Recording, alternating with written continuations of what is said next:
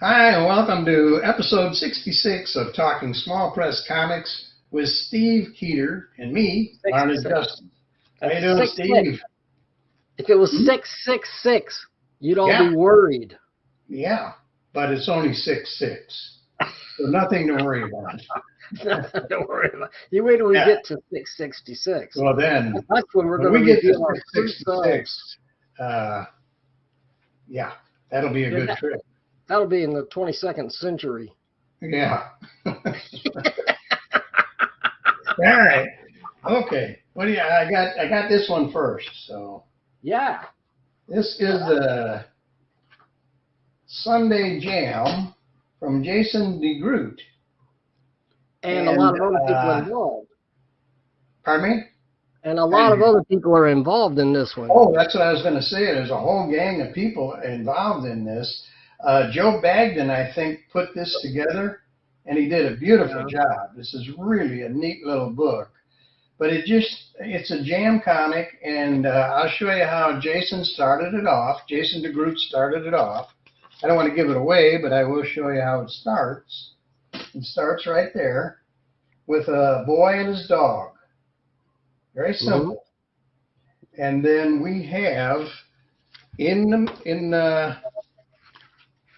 the middle, we have all the artists right here that contributed to the book, including some guy by the name of Steve Keeter.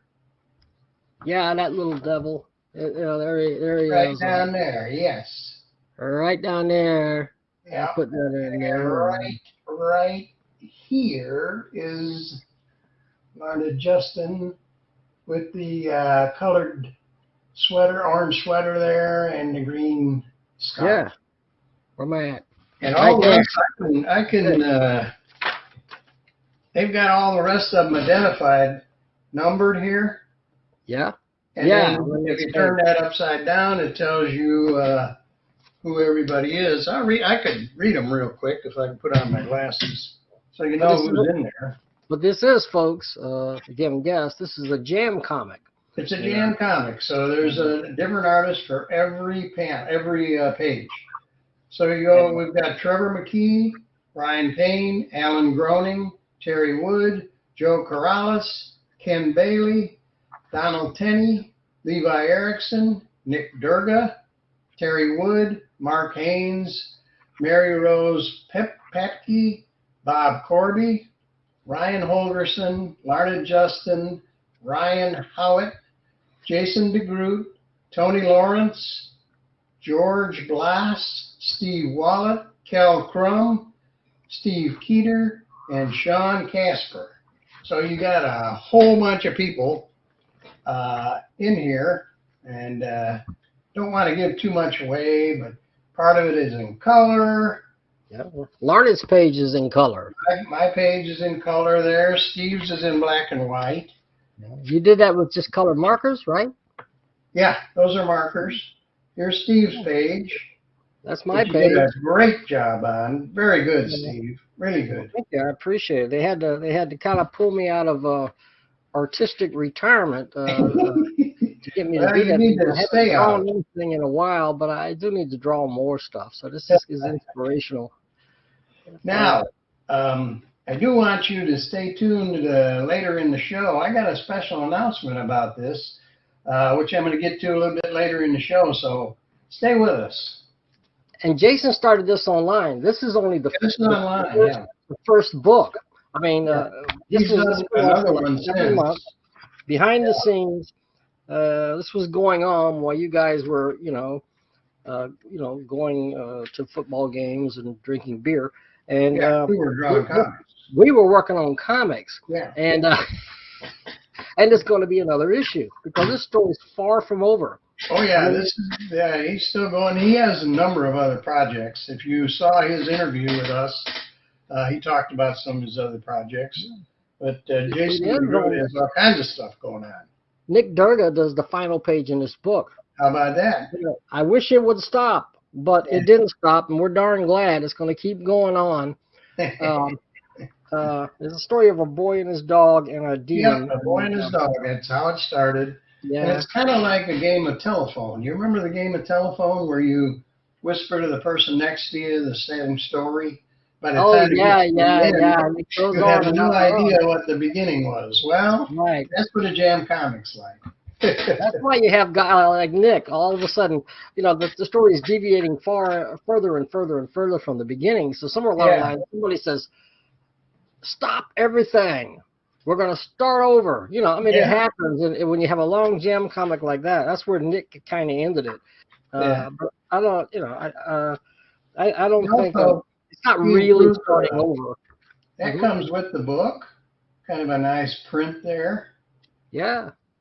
That comes with the book, and then on the other side, if you want to draw something, this is what you draw on if you want to. Sketch card. There you go. That comes with the book, and a postcard. Here's Postcard looks like this. Oh yeah, that's right. Yeah, what I do with my postcard? I think it's on the wall. Postcard. I think I've got it on my mirror over there, along with Susie Steen. Yeah. Anyway, but that comes with it. So Joe Corrales. I'm just saying to flatter him because I know he's watching. So Joe, we put you in our show. Yeah, he's in there. Yeah. So we don't, like I say, you don't want to give away too much because it is a jam comic, and you really need to see it all in sequence. So. Yeah, it's crazy. It's a wild story. It's really wild. Yeah. Lloyd Sumner has a beautiful page in here. And he's one of the most prolific. He did an interview with me recently, so I'll show his page too. Floyd Sumner. Oh, yeah. Yeah. Floyd, as long as you keep promoting me, I'm going to keep promoting you. But if you stop, done, man, it's done. That's it. No, I'm just kidding. But but this is awesome. This is awesome. Yeah, it's a great book. Great. A lot of fun. See what people came up with. Yeah. It's amazing how it came together so fast. Jason just had this idea, and he did like 4 panels. And he didn't think anybody would do anything. He thought it'd be a few people, but it had a year's worth of people. It exploded. It exploded. Yeah. Everybody wants to be involved in this. Yeah. So we're looking forward to that next issue. So anyway, that's pretty neat. Okay, what do you got next? You got one? I got all kinds of stuff here. How about Horseman? Okay, I had that up next. Horseman by Larry Johnson. Larry Johnson. And this is issue, what, 5? 6? Issue 6. This is number 6. This is $6.50. Oh, I forgot to mention the price on the Jam comic was $5. $5, Jam comic's $5. Yeah. This one's $6. This is a full-size comic book. Horseman is a wild, bizarre dream. The whole thing is a big dream. Mostly art. There's no words. Never any dialogue in Horseman. Yeah. But the artwork is Larry Johnson. Some of the finest artwork, really, that Larry has done in the 50 years that I've known him. He's really all kinds of beautiful artwork. That's what it is. I'm not sure I understand the Horseman, but anyway, it's. I think he talks about it though. This one is pretty weird. I mean, it's pretty interesting. I mean, they're all kind of weird. He does. In the beginning, talk about it. The flowering part of a plant or tree that will form the seeds or fruit is called a blossom. These seeds carry on their life cycle. One would think that this process stays within a plant's own species, but Larry had this idea: what if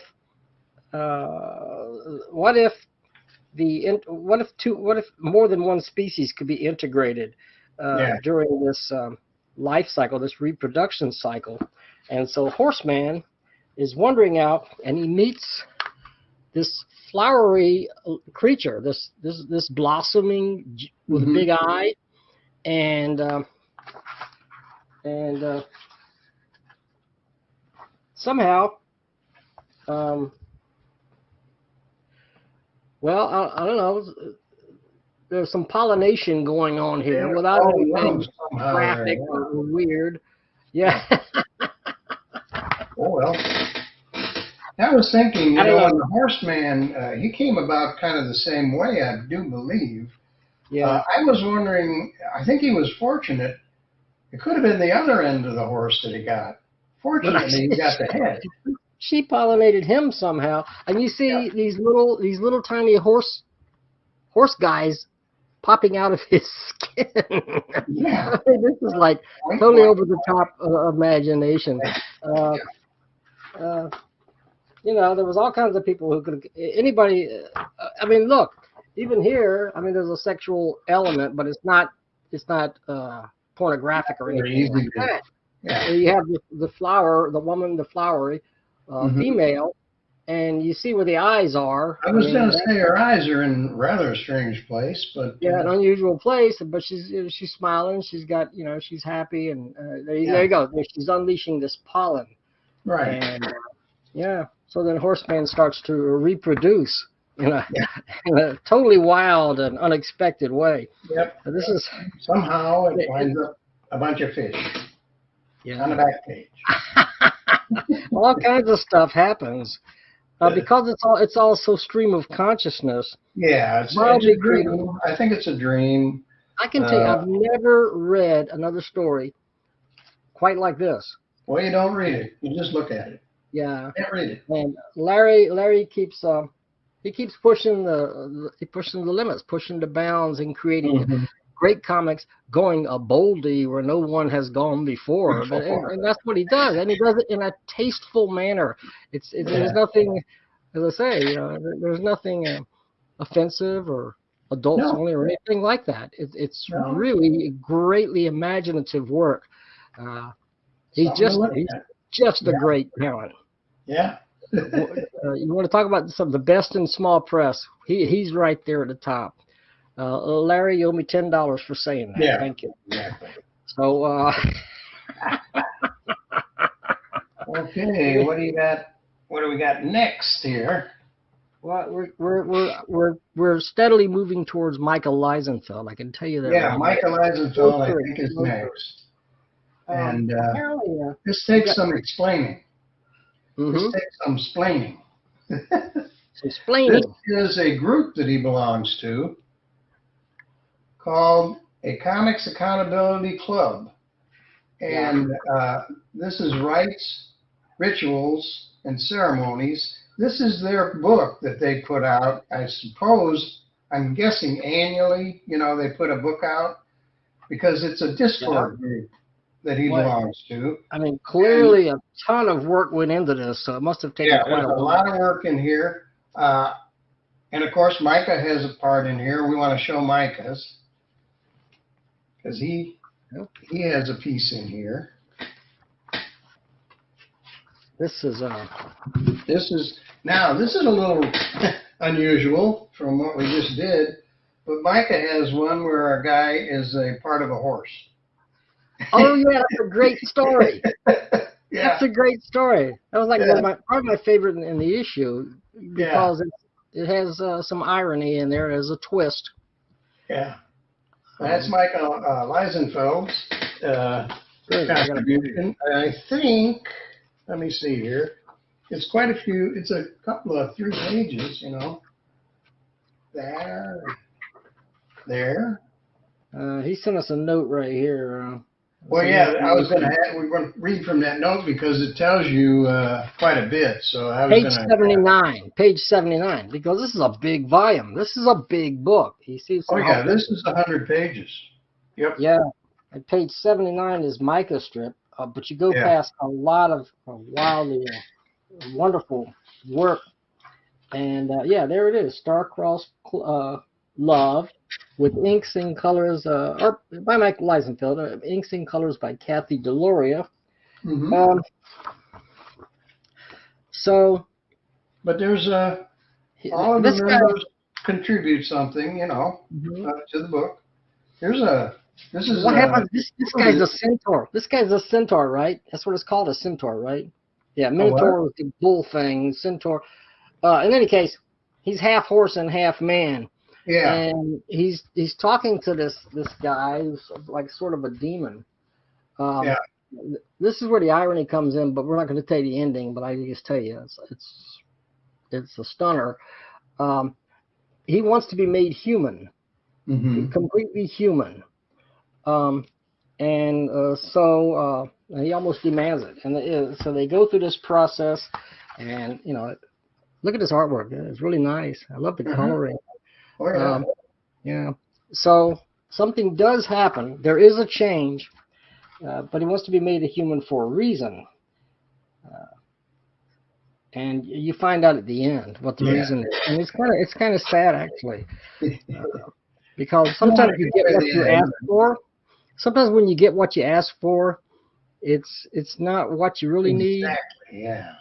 And here's an insert that came with the book. Look at this. This is an insert. You get with the book. Yeah. Pretty cool, huh? Look at that. Yeah. You could actually frame that. I got a couple of copies of this insert. I thought that was pretty neat. And let me see. Yeah, I'm not sure who did that, but there are a lot of artists involved in this. Yeah. It just it doesn't. This particular thing doesn't have the artist's name on it, but it's from. It is included in the book, a 100-page book, and there's a bunch of artists that contribute to it. Part of it's color, part of it's black and white.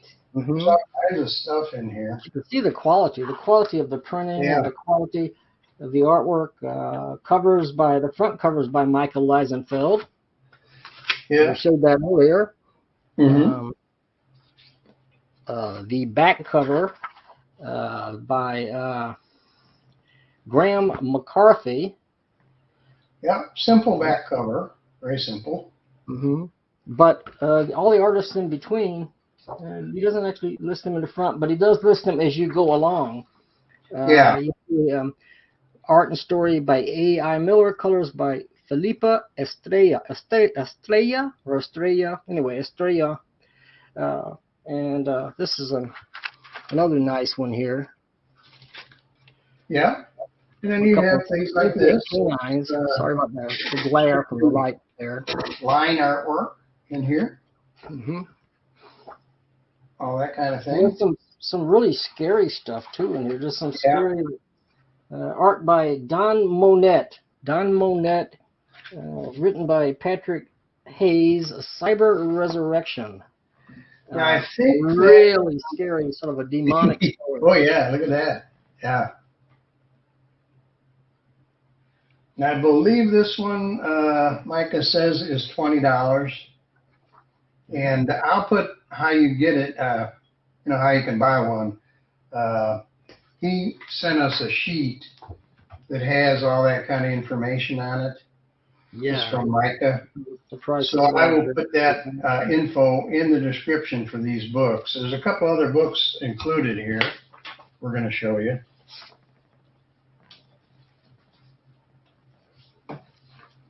There's a really strange story with some really weird artwork by a guy named Jack London, The Roman Spring of Jack London. Actually, it's I'm not sure who wrote it. Jack London might be a character in the story, but this is some wild. Yeah, that's the line I was looking at. Yeah. Yeah. So is that the same guy that did that other? It's just woo.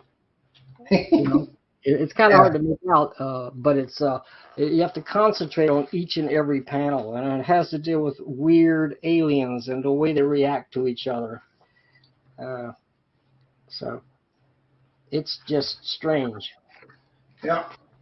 And here's one. I want what the dead have. Yeah, even these, and even the weird aliens. Let's see, where's that panel? Right here. Even like weird aliens seem to fall in love. Yeah. We get all kinds of stuff in here, Every kind of artwork you can imagine. Yeah. Some simple, some complicated. There's things like this. Fairly simple. Well, man. There's one that deals with kitty cats and fairy-like creatures. How do cats that have spots, how do they get their spots? And so you find out in this story. Like fairy people floating around with little paintbrushes. Neat stuff. Yeah. And grayscale work here. Well, that's one of the fairy people there. Yeah, grayscale there. Yeah. So you get a little bit of everything in here. And like I say, it's 100 pages for $20. And I will, like I said, tell you how to get it. And then there's a couple other comics that he sent. Right. Let's see. This is one. Exotic Man. Is that how you would say that? I don't know. It looks like exotic there. I mean, it's obvious. I think he's like Comics Man, but I guess it's Exotic Man. Exotic Man. And it's the stories of a. Ooh, there's some nice artwork here. Look at this. What is this? Not hiring. Looks like our hero here is in a drive-through at a restaurant, and there's a sign that says "not hiring," and they're handing him something. Maybe he got fired. I don't know what it is, but it's a nice illo. This is Micah's story in here. He has a story in here. Yeah. Comics Man. They're all about Exotic Man. All the stories are about Exotic Man in this book. Exotic Man. Yeah. And here's Micah's work. Exotic Man. Yeah. This is. I don't want to give this away. This is a pretty good story. I like this. It's about dogs and stuff, but yeah, I like it. Very cool. I don't want to give it away though.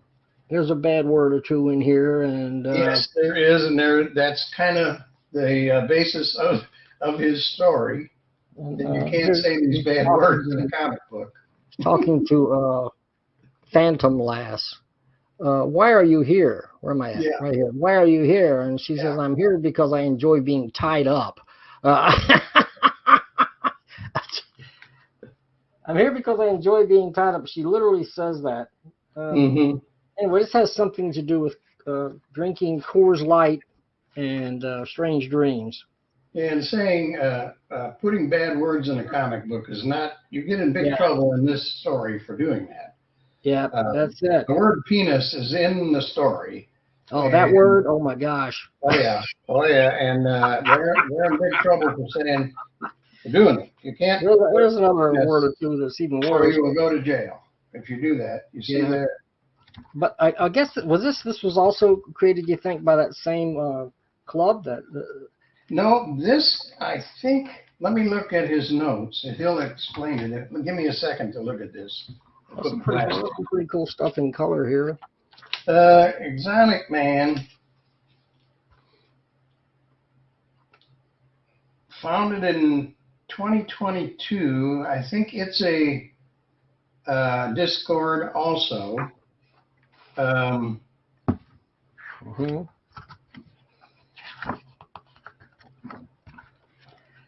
Yeah, I mean, it's a club, and they keep referring to this Exotic BUK, which is Exotic Book. Well, that's how he got his powers. Yeah, they refer to that a lot. I think he read an Exotic book and got his powers. Yeah. The first thing he noticed was that he had X-ray vision, which he used to his advantage, and but you can see the burning eyes there. And then he developed other characters, and the stories in here are like 3 pages long, 3 or 4 pages. Or this one, Micah says this is $10, and I'll have the info on how to get it. There's all kinds of different styles of artwork in here, from things like this. Yeah. With, limited word bubbles, but That's one reason why it's interesting to check it out. Yeah. The different artists involved, and everybody has their own take on this character. Right. Nice back cover here. But they're all Exotic Man Stories. Yeah, and it's got beautiful Got quality reproduction, thick cover, some thick stock for this cover, thick glossy stock. Got some info in here about it. It will explain things to you when you get the issue. Yeah, book.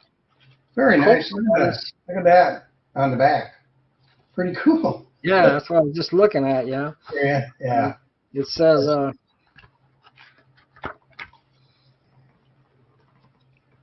And here's another. The characters displayed in all kinds of different ways. This is particularly was rather decadent. You know, it shows a bum in an alleyway, and it looks like Exotic Man, but he's down on his luck. This picture.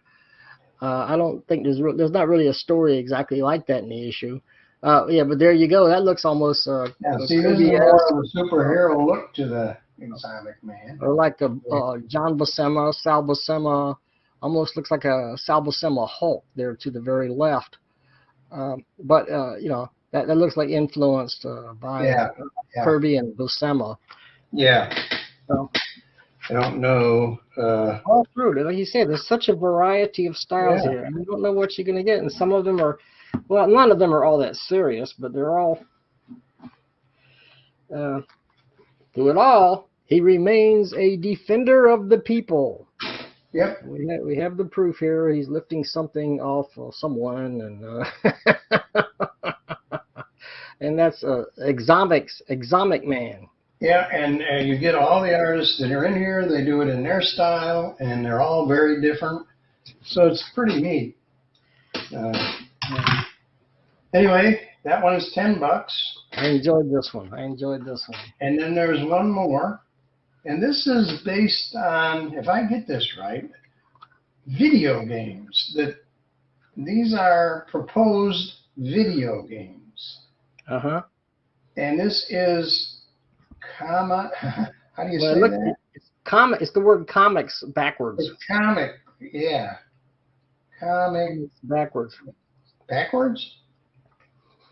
Oh, on the back it is, but on the front. The front is this one. Comox.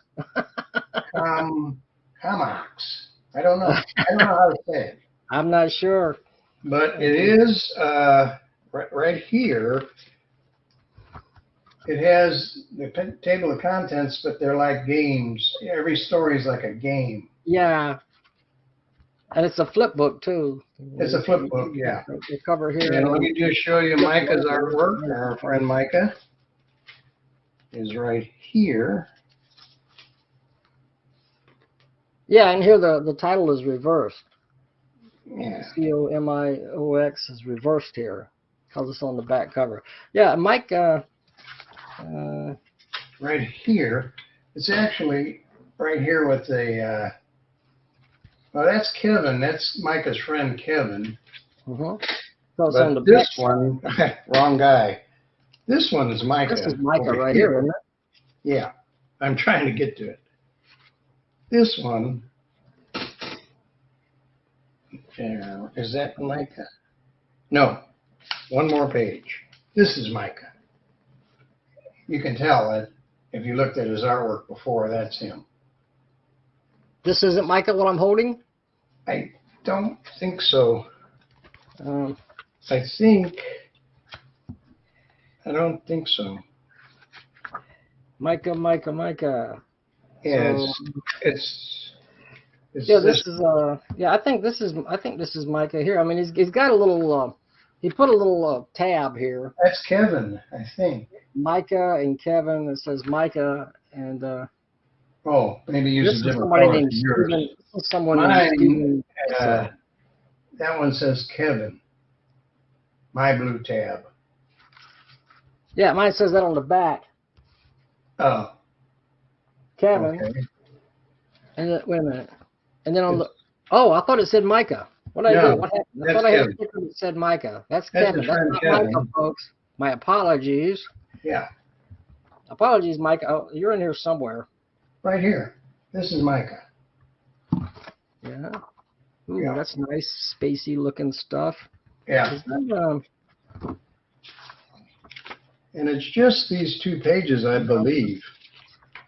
This is somebody else. Yeah, I think he just did these 2 pages. That's my.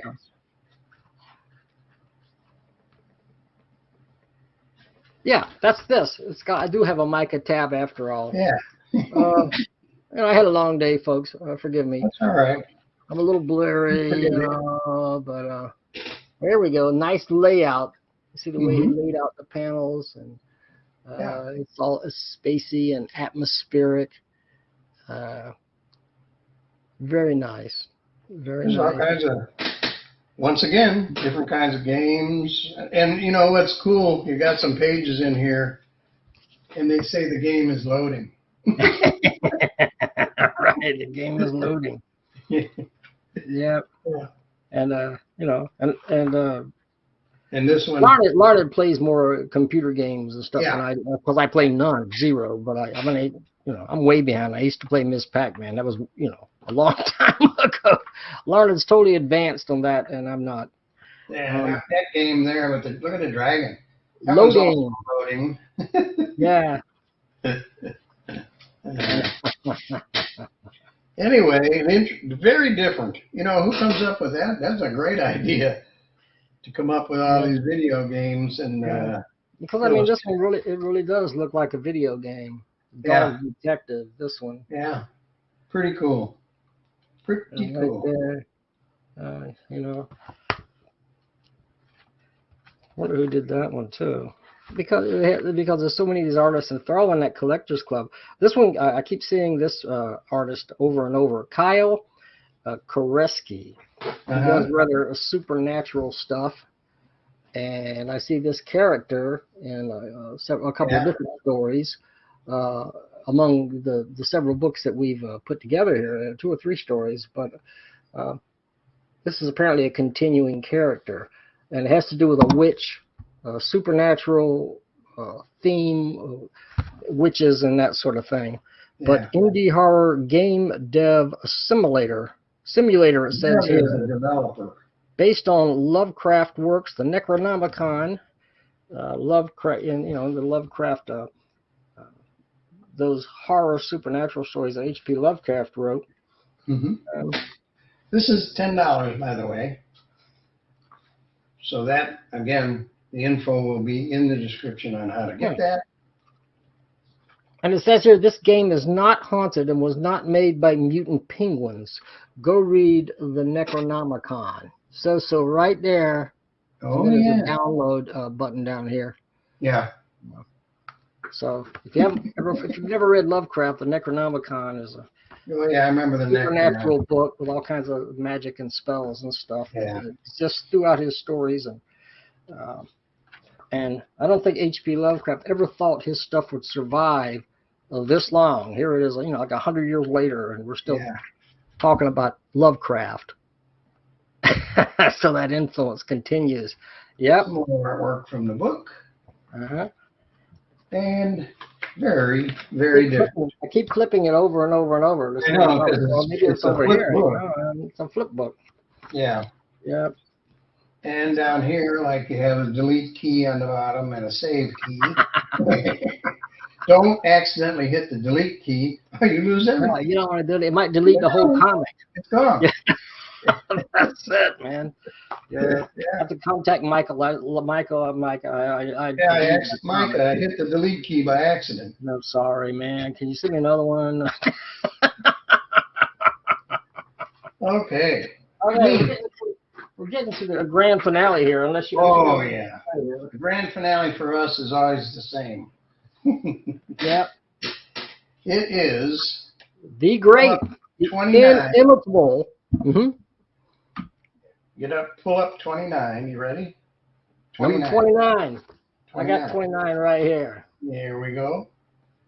Cranium Frenzy 29.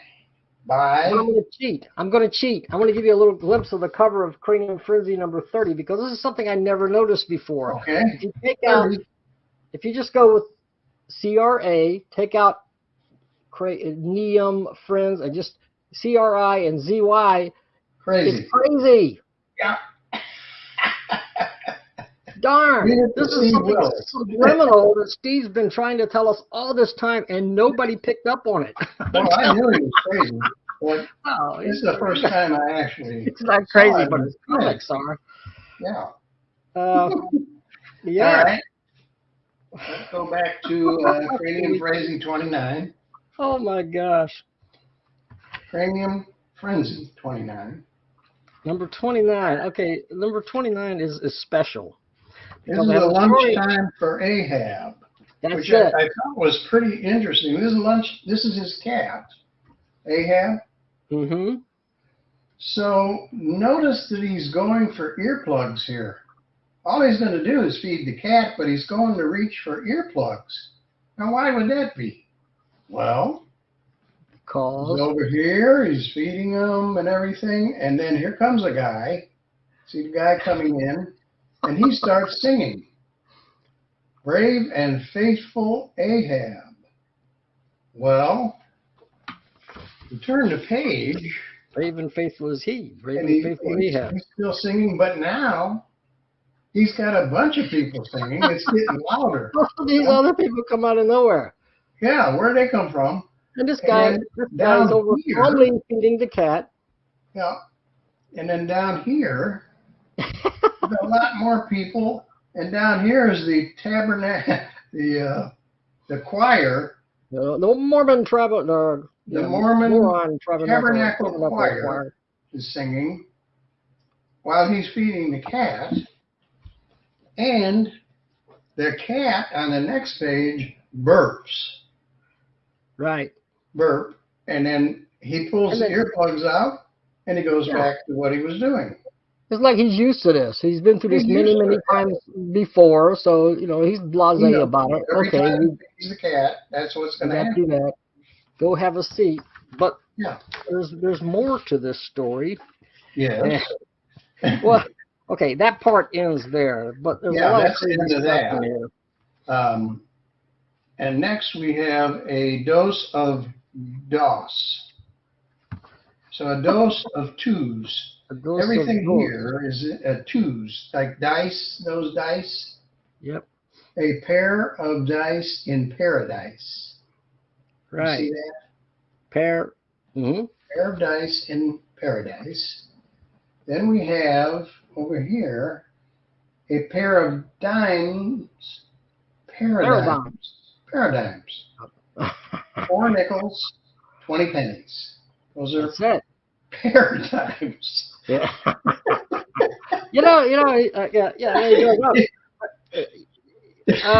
Steve Willis, what can you say when you talk about creative genius? Oh my God! What he does, the wordplay, and also the cartooning and the zaniness, and he pair of bulls, parables. Yeah. So he's reading. There's no limits. There's no limits to the craziness that Steve comes up with. That's what I'm saying. He just never stops. And you think by now, because where are we? I mean, in his numbering sequence, we're up in the thousands. Of things that he's created. He hasn't run out of ideas. Pair of fins. Yep. Keep your distance with that cigarette. Paraffin. And pair of souls. That would be a pair of sons. SOLS. Parasol. Yeah. Parasol. And we have 2 Oregons, a paragon. See, 2 Oregons, 2 maps of Oregon. They are paragons. Paragon. Yeah. Paragon. But the next story is a real knockout. And it says, a story I just knocked out. Oh, looks like fighting. This will be interesting. Yeah, this is about a boxer. And in the future, the scientific powers that be come up with a robotic humanoid that's so human that it can actually fight in the ring with a fighter, and it learns as it goes. So it picks up And so, but the thing is, these androids are so good, they end up knocking out all their opponents, all their human opponents. And here you see, but this guy is going to face off against this android. Right. This humanoid. You got it there? Yeah. Yeah. Well, so they're in the ring, and Right he knows here. that the android it looks for patterns. It looks for patterns in your movement, so it imitates those, and it knows how to overcome those. So he starts doing things like spinning around like Curly Howard, dodging around and all that, dodging around, acting like Groucho Marx, and confusing the robot. Right. And he actually gets his chance. He bops him for him. He bops him right there in the head, and then he realizes the more he's fighting, and the robot stops. And it holds still, like it's studying him. But he's doing irrational things, and the robot can't deal with irrationalities. Right. It's looking for a pattern. So I'm going to skip through this a little bit. Yeah. Because it comes to the point where he does actually knock the... okay, something happens. Well, there's a secret weapon. This panel, I believe he knocked the head off of the robot. His daughter, his youngest daughter, was a computer whiz, and she figured out how she could infect this humanoid with a serious virus. There he is, his youngest daughter. So what she did was she put a QR code on his hand that would if the android focuses on that, it does something. It just messes up his wiring. Yeah. So the head goes up in the air. But the best part is, off the thing. while the crowd is clapping madly and screaming and happy, he starts singing. And do you know what he sings? I don't know what. I haven't seen my underpants in weeks. Oh, I haven't seen my underpants in weeks. I haven't seen my underpants. I haven't seen my underpants. I haven't seen my underpants in weeks. This is one of Steve's famous songs. And then his head explodes. The American flag comes out, and fireworks. Wild cheers. The crowd goes wild. The crowd goes mad. But it's like real boxing. It's the same thing. You see real boxing. This is the same thing. Well, Steve Willis has been using that underpants song for a long time. Larned, you first told me about it. Check this out, and we sang it before on the show. It was truly a monumental moment in musical history. It's really, we could have won a Grammy. We could have won a Grammy for that. I think so. Yeah. But you never know when it's going to pop up again. And apparently that's something from his kid he used to sing when he was a kid. Here, let's eat at the Spontaneous Human Combustion Cafe. Uh-oh. Spontaneous human combustion, folks. Yeah. So this guy's eating at the counter there. And poof. Or whatever that is. Yeah. Foom. I think it said foom. Yeah. And you see the fire burning. Flame goes up right next to him. Spontaneous. Now, the owner comes over with a fire extinguisher and there's a guy there, puts that guy out. Yeah. He looks like a charcoal. Foom. The guy that just came in the cafe, he goes up in flames, I guess, in the bottom panel. Yeah. Oh, yeah. Yeah, you don't want to go to that cafe. I wouldn't recommend it, Right. We got Morty the dog on the back cover. Yes, we do. I missed the Buttercube cover, brothers. They didn't show up this time. No, the Buttercube brothers are not in this. Maybe they'll show up when we least expect it. But it's good to see Morty. They may have something to say about this in the I don't know if they're in the next issue or not. But.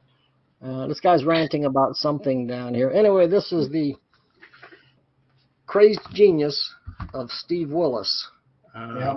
a madman, but a very funny madman. Madman. Let's look at the next one. We've got another one here. Here we go. Crazy. Number 30, yeah. And let's see here.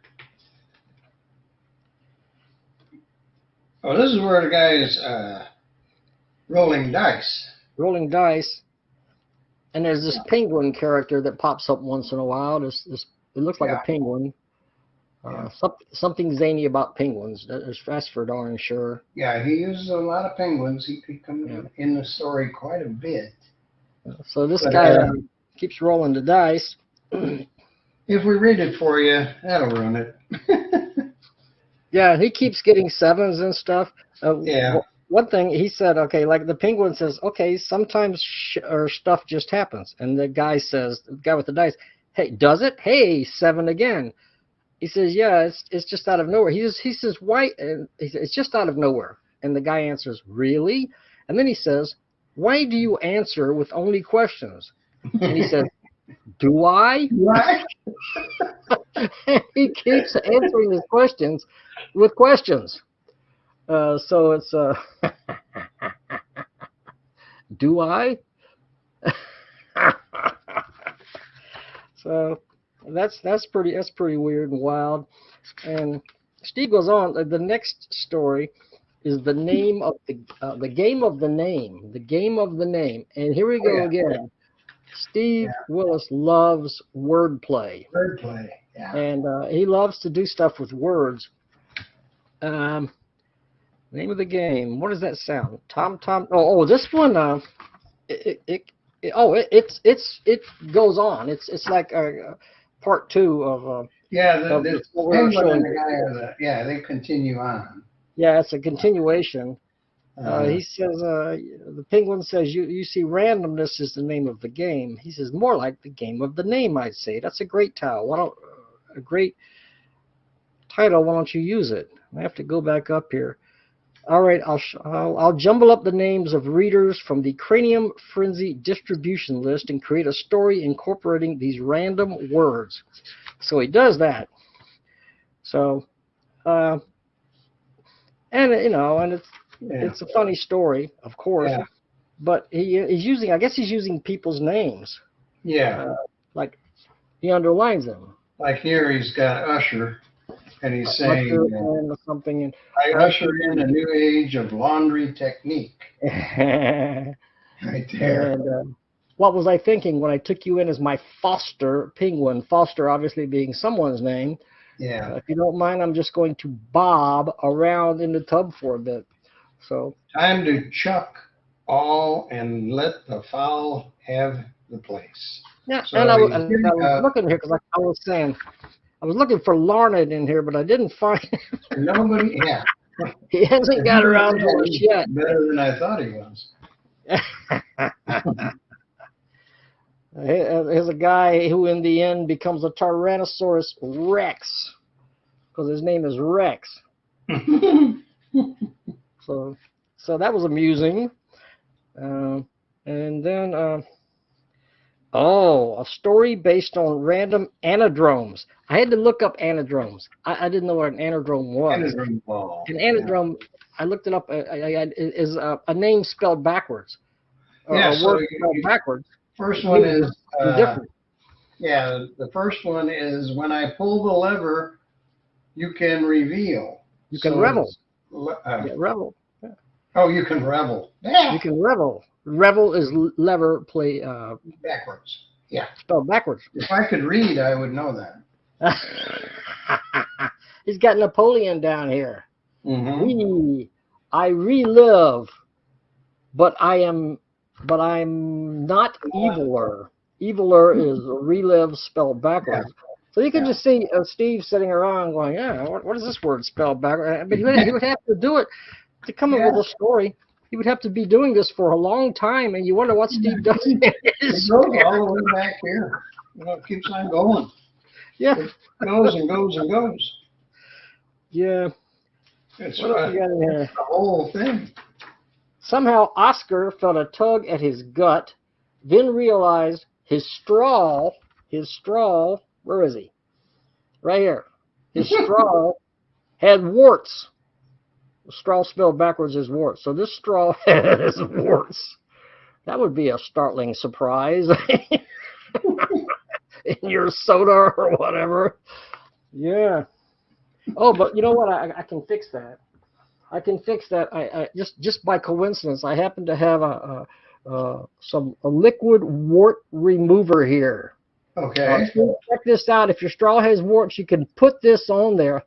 You know, I ordered this recently because I had a little wart right here on the end of my finger. You put this stuff on there, and you do it for like a couple of weeks, the wart goes away. I had to put that in the video for two reasons. One, it's kind of funny, and two, people are going to look at this and say, Steve is really strange. And that's true, and it's okay. I've come to terms with it. Apparently, everybody named Steve is strange. Yeah. I think we proved it with Steve Willis once again. Yeah. And that was an inspiration that I realized that was just sitting there. I didn't plan that. Now, if you'd like a Steve Willis comic book, which you should, just send him some stamps, or you can trade him your comic, and he will send you his comic. And you get insane madness like this. You don't have to read the story, just the pictures. Reading the story, it makes it 3 times funnier. Yeah. Yeah. If you read them all, then there's no reason to buy the book. So I don't want to. Yeah, we can't tell you everything. Of course, he always sends Morty comics.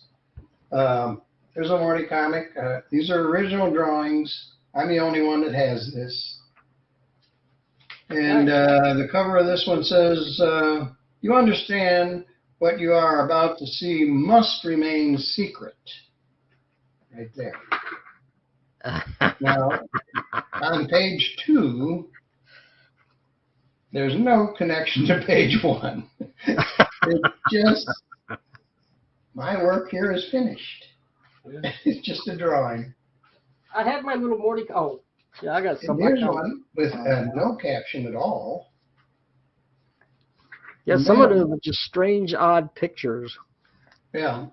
And on the back, it says, allow me to provide a guided tour through the land of boredom. So if you ever want to be bored, follow this guy. As far as the shipment of rutabaga sandwich spread, well, that information is classified. What? What? Just a strange, bizarre stuff. What about me? This guy says. Well, his head seems to end below his eyes. There's nothing else up there, so maybe no brain, no cranium on this guy, just eyebrows. So yeah, Steve, you're a twisted genius. Yeah. And we love you, and we appreciate you sending us your books, folks. You got to get some. It's trade only, right? Steve only. What was it? Stan was not the genius he was made out to be. For you see, he was in reality a stand-shaped covering for a bunch of elves. There you go. Oh, there they are. There they are. Okay. Just normal stuff, like you see every day, Right. But I got to tell you, there's no one. Nobody like more demented talent than Steve Willis out there. Yeah. Just no one. An absolute class act. So we appreciate so much you sending us your stuff. People check him out.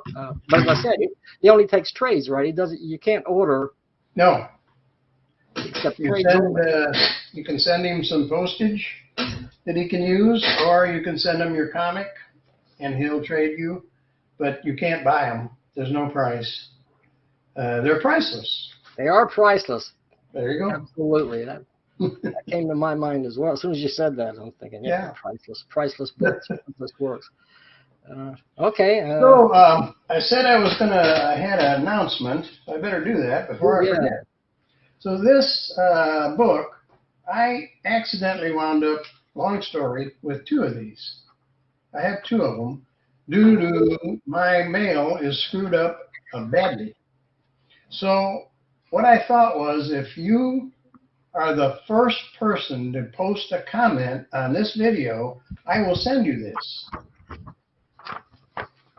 I will send you the Sunday Jam if you are the first person to post a comment on this video. So there, how about that? Right. There you go. If you don't have it, you need to get it. I mean, this is right. This is a way to get it free. Don't have to pay the $5. I will just send it to you. Absolute masterpiece in the career of Jason DeGroot, which goes back quite a while. Yeah. He was the chairman of the UFO once, even. Yeah. This was probably his more projects maybe his greatest achievement.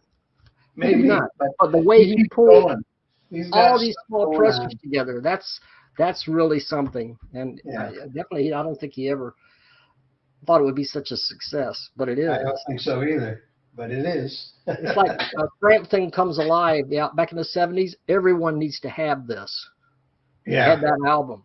If you're younger, you won't get the joke. But Michael Jackson's Thriller. This is the Michael Jackson Thriller of today. You think so, huh? Okay. Everybody will have a copy of this. Sure. So. Oh. Well, I think we have done it, haven't we? I think that's everything. That's everything I have.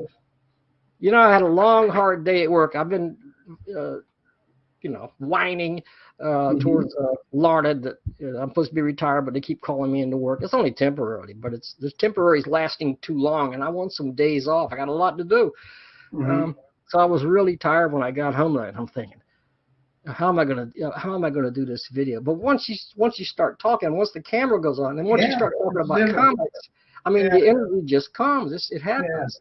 It's always this way. It's really funny, But when you're talking about something you really love and really enjoy, it gives you that energy.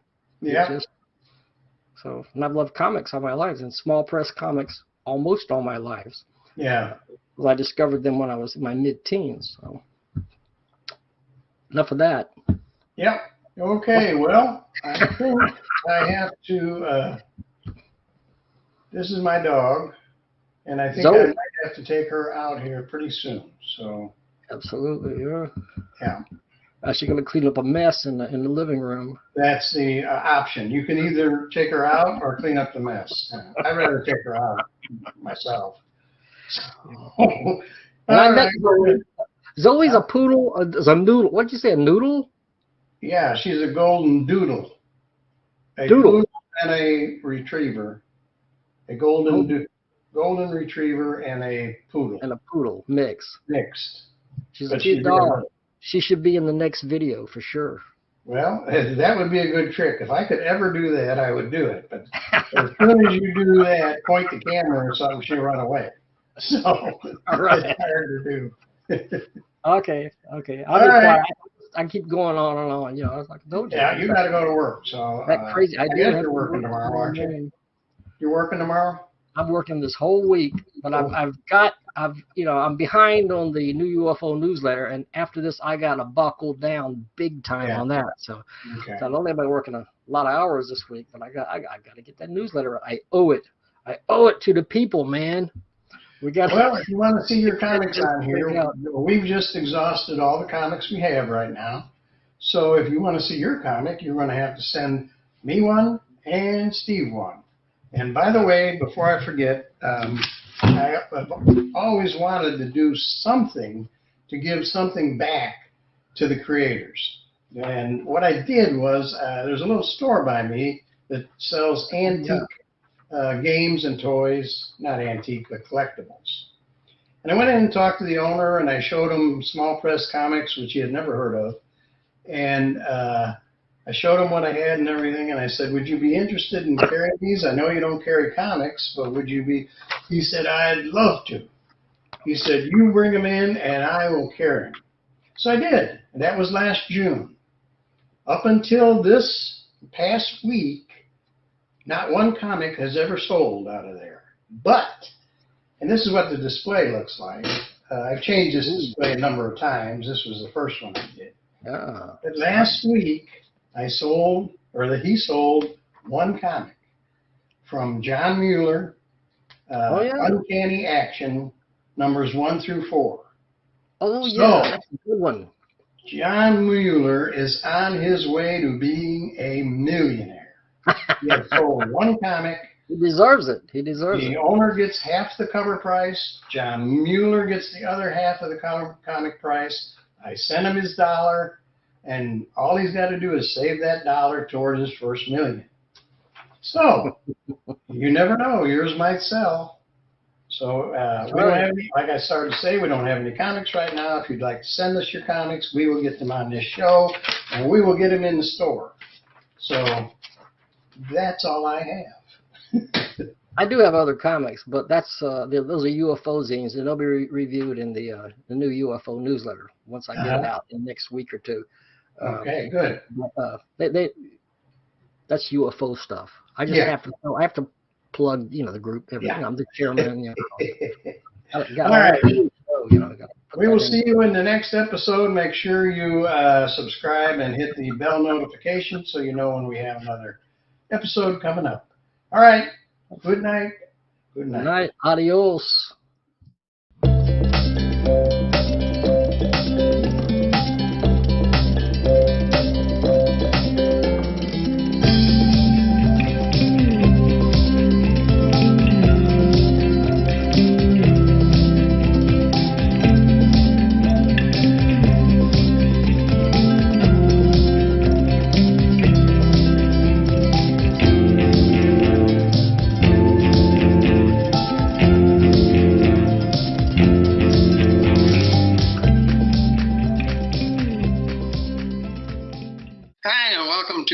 Episode 67 of Talking Small Press Comics with Steve Keeter and myself. Darn a good-looking guy.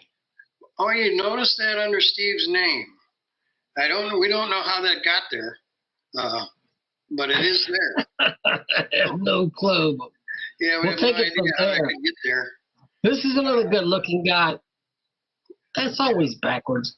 This guy has a nice beard, so. Very debonair. Yeah, he's very distinguished looking. Not like me. I look like, darn looking guy, but kind of scummish. Yeah. All right. Do you have any comics?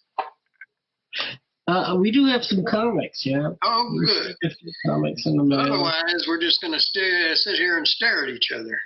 Yeah, I wanted to ask you, did you get the one yet from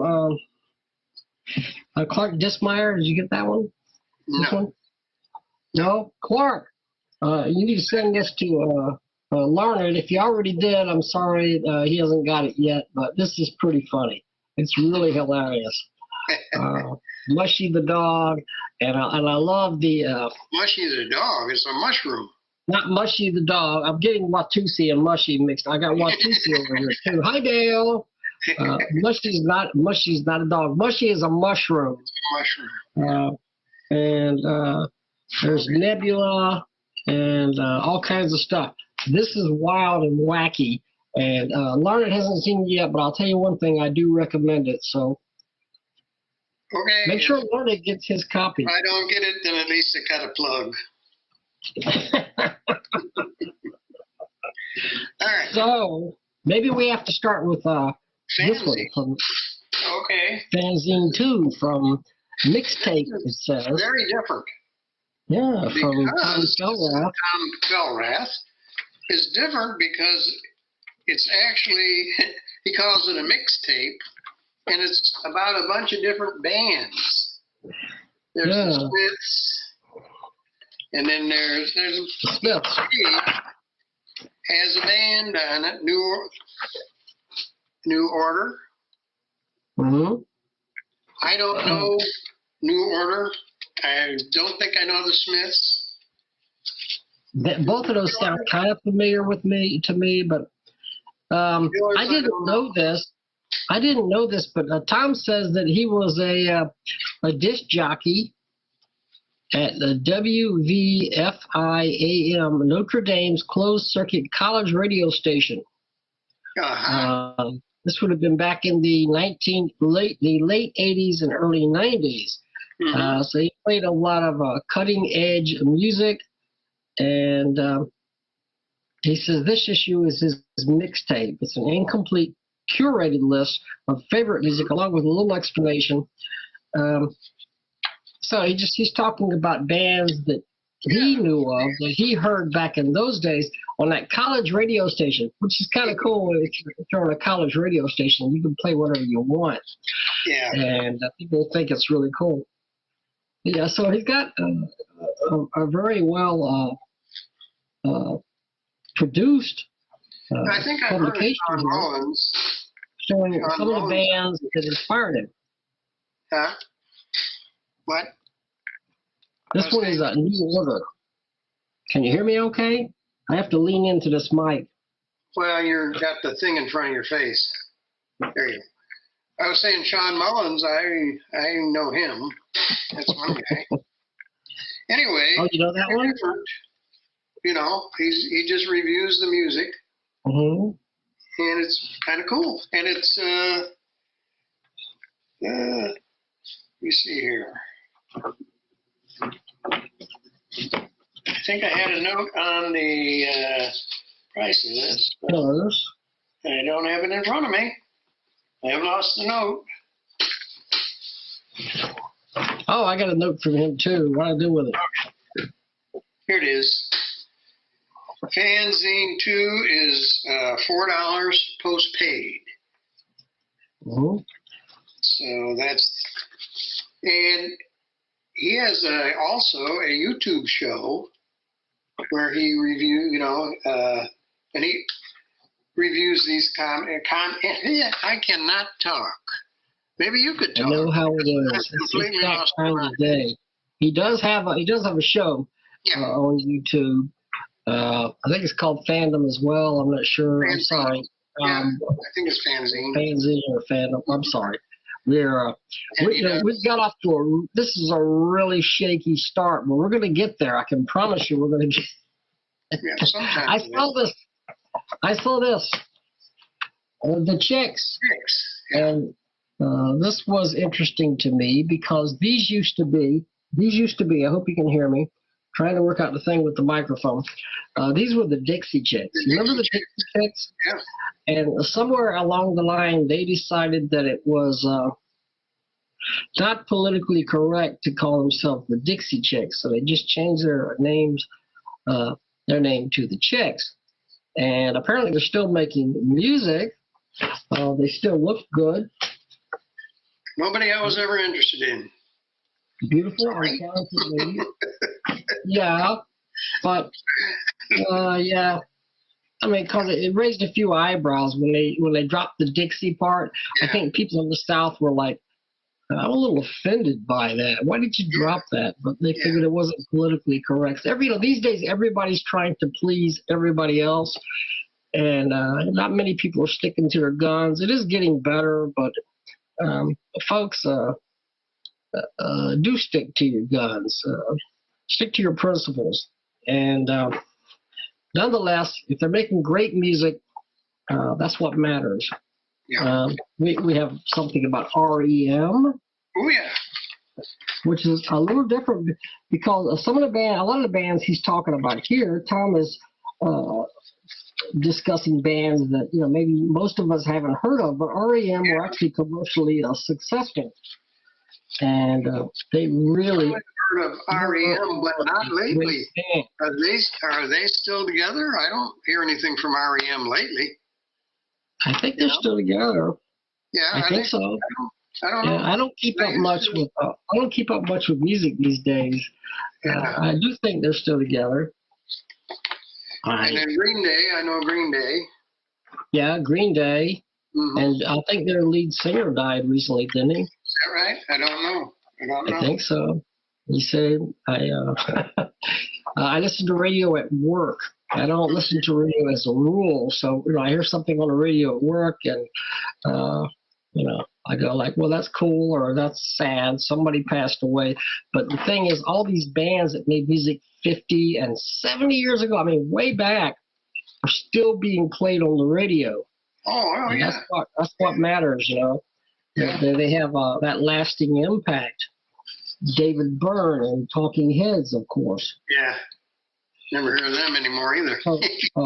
Tom lists, well, they broke a long time ago, but Tom is listing a lot of bands there, or alternative bands, essentially, that are interesting to him. Pretty cool. Pretty good idea. I like that. Pretty good idea. Yeah. So I never heard of this guy, David Bauerwald. Bauerwald. I don't know who that is. I don't know. It looks like he plays guitar, though. Yeah. I gotta cut down the volume a little bit because I'm getting a little echo here. Oh. Anyway, that's from Tom Fellrath, and Tom is super talented. There's a guy who dropped out of small press a long time ago, and came back recently, and he's just doing it better than ever now. He's doing it better than he ever did before. So. We're big fans of Tom, especially now that he just put out Strange Times, number 5. Number 5, and it's the joke issue. Yeah. So it's filled with the contributors all did their favorite jokes, or, close to their favorite. Yeah. And my issue came with a bookmark. Yeah, it's United UFO bookmark. Mm-hmm. So you can put that into your comics, whether they're UFO books or not. Mm-hmm. There we go. It's got that UFO symbol in there, that all-inspiring UFO symbol. There it is. Yeah. And like I say, this is my best joke issue. A terrific cover by Alan Freeman. Oh, yeah. Look at that. Old pal Alan Freeman. And a back cover by Duct Tape right here. That's all the people that contributed to the book. Oh, that's right. I see a lot of good people. I see Nick Durga and Matt Levin and a lot of other great folks. Yep. Wow. I'm in there too. You're in there, Larned. I think you're in there a couple of times. Yeah, I'm in there twice. Yeah, I did Matt one Gazelle. for Jason DeGroot, and then I did one for myself. Yeah, Dale Martin, Alan Groening, John Muller, Chuck Bunker, Larry Blake. Yeah, Larry Blake was able to get in there. This is the one I did for Jason DeGroot. Uh-huh. My best job. I'm not going to give it away, but you'll have to buy the book to read it. That's my best joke. Book, in order to get it, I'll have this in the description, but you have to go to a website to get this. And don't think he's telling me the price here. He doesn't say. I'm still looking for your story here, but I know it's everything is my best joke. I got this one. This is not actually a joke, but it's lyrics to a song. That one. Oh yeah. Yeah, and I did see that. And I started a joke, started the whole world crying, and that's an old Bee Gees song. That's actually pre-disco. Oh yes, yeah, before the disco. And that's some really nice artwork there. So it's not, I mean, that was early days of Bee Gees, and I had some of those albums before the Bee Gees ever became famous, before they ever went disco. I had some of those, so I appreciate you paying tribute to those. I wish I could get the lighting better in here, but it looks like Noah's Ark. I think we got Noah's Ark here, and and a very. I started a joke. I like the inks on this one. That's John Mueller's work in here. John Mueller, he's in there. Tom Fellrath and John Mueller, John Mueller, here he is. Yeah. He is so good. Yeah. And these are, because these are supposed to be jokes, we have to read part of the jokes. Yeah, I know, but you see, if we read the joke, then we screw up the book. To give away a punchline. We can read part of the joke. And the beaver said, "Oh, I had that tree for breakfast. Hee hee hee, ha ha ha ha ha." See, that's why you don't want to read the joke. What did the farmer say when he lost his tractor? The problem is that gives away the punchline. Exactly. The funny thing about this story is the punchline isn't really a punchline. I'm not going to tell you anymore, but that's the funny thing about it. But if you're not laughing yet, it's because you haven't read the story. And we got Keith Rogers. He did all photographs with word balloons. I don't know. Keith Rogers, yeah. But, so you got a lot of different stuff in here. Yeah, I got to take this out. Also inside the issue, there's a Phoenix Publications catalog, summer 2024 catalog. Mm-hmm. It shows you some of what Tom is doing, and guess what? Tom is doing a lot, and he's got descriptions of all the comics and zines that he's publishing. Can you believe how much this guy is publishing? I know. He's a busy guy. Yeah, Really. he's really knocking out a lot of stuff. So Yep. There's the previous issue of Strange Times right there, with has a Larned Justin cover. I can see it from here. Larned did that extremely expressive cover. Yeah. And just a lot of stuff. I mean, Tom is on a roll. Oh yeah, he is. He's got all kinds of stuff going. Plus, like I say, his YouTube show is almost weekly. I think it's four days a week for sure. So. Yeah, I can't keep up, so I'm a little behind, Tom. I'm sorry I haven't been commenting, but I am a little behind. Yes, I have been busy. At least. So. Now, you were talking about that story by Keith Rogers. And every single story has the same name. It's My Best Joke. Yeah. Keith Rogers. Yeah. So this is interesting because. It's photographs, yeah. Yeah, it's all photographs. That he put word balloons with. That's a good idea. I like that. He's talking to a dog. And he says, "You can call me Keith." And the dog says, "Yeah, whatever." He says, "Amigo, it's not about the names of the people. I don't remember names." He says, "Okay, faces." "Oh, no, amigo, my vision is not so good. It's all about the smell of things." So the dog recognizes him. I will give this one away because it's kind of funny. He says, he recognizes him by smell, not by taste. And he says, "You, amigo, you smell like Gorilla Glue, and Little Debbie's snack cakes." Well, I guess there's worse things you could smell like. Gorilla Glue.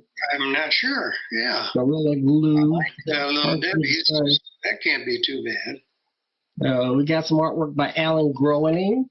We like his artwork a lot. Alan Groening. Mm-hmm. I got to work on the lighting in this room. I'm not totally happy with it, but I am happy with this particular book. And there is some artwork from Larry Johnson and Larry Blake from 1974. Wow. So I think we got some artwork here. Had that for a while. It's hard to tell who did what. It could be that Larry Johnson did the pencils and Larry Blake did the inks. That's what it looks like. It doesn't look like, hard to tell if that's Larry Johnson. It doesn't look like his artwork. Yeah, or maybe Larry Johnson. Maybe Larry Johnson wrote the jokes and then Larry Blake did the artwork. Yeah, that might be. I don't know. Doesn't say, does it? Copyright Larry Johnson. I'm not sure. It doesn't really say. Okay. From 1974's Laugh Book. I mean, Larry Blake's art, his inks are so distinctive. These inks are so distinctive. But even if Larry Johnson did draw it, the inks are, they're very pronounced, and it would be hard to tell. It's cartoony artwork, and well done. Yep. What did the vampire say to his victim? Fangs a lot. So you got to be ready for some of these. Yeah. We got a couple of people get pulled over in a car, and the driver is a dog. And the lady says, "But officer, he has a license." That's true. You can't argue with that. The dog does have a license. Yeah, that's a good question. Because it's 1974, it makes it a little harder. Yeah. Essentially, it looks like Larry Blake artwork, but I think it's Larry Johnson, inked by Larry Blake. The way they signed it is LJ/LB, so I think that's what it is. Okay. Anyway, it's nice. Very good work for 1974. Holy mackerel. And we have a couple like this. Matt Fiesel. Right? Mm-hmm. Did you hear the one about the dinosaur? Did you hear the one about the dinosaur asleep in the swamp? No. And it says,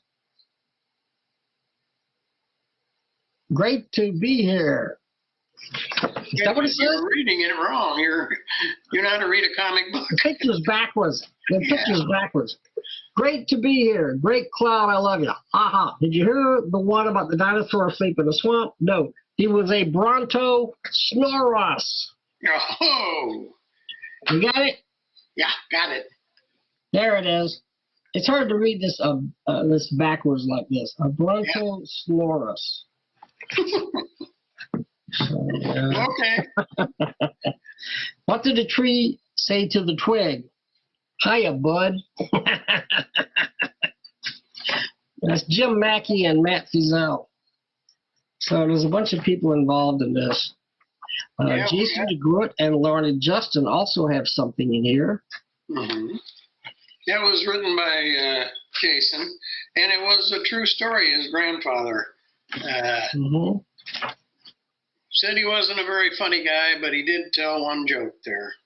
Okay. Got some nice artwork by Larned Justin. Yep, and the punchline is funny that the cow ends up on his back laughing, and everybody's laughing. Yeah, they're all laughing about that.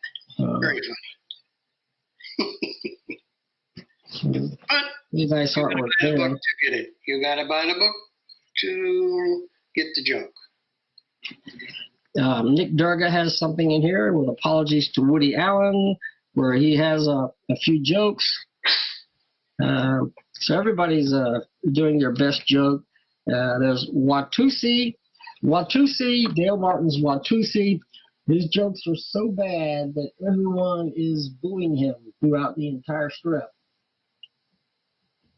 Boo, hiss, boo.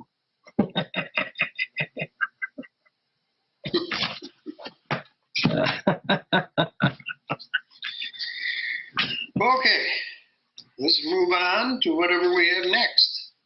Oh, I do also want to mention that Chuck Bunker has something in here. Oh yeah, Chuck Bunker has a short strip. Mm-hmm. And he's an old pal, so we love Chuck Bunker. You have to see it. They're saying stuff in French, so you have to imagine that in English. Not going to work for me. All right, what do you got? Who's up next?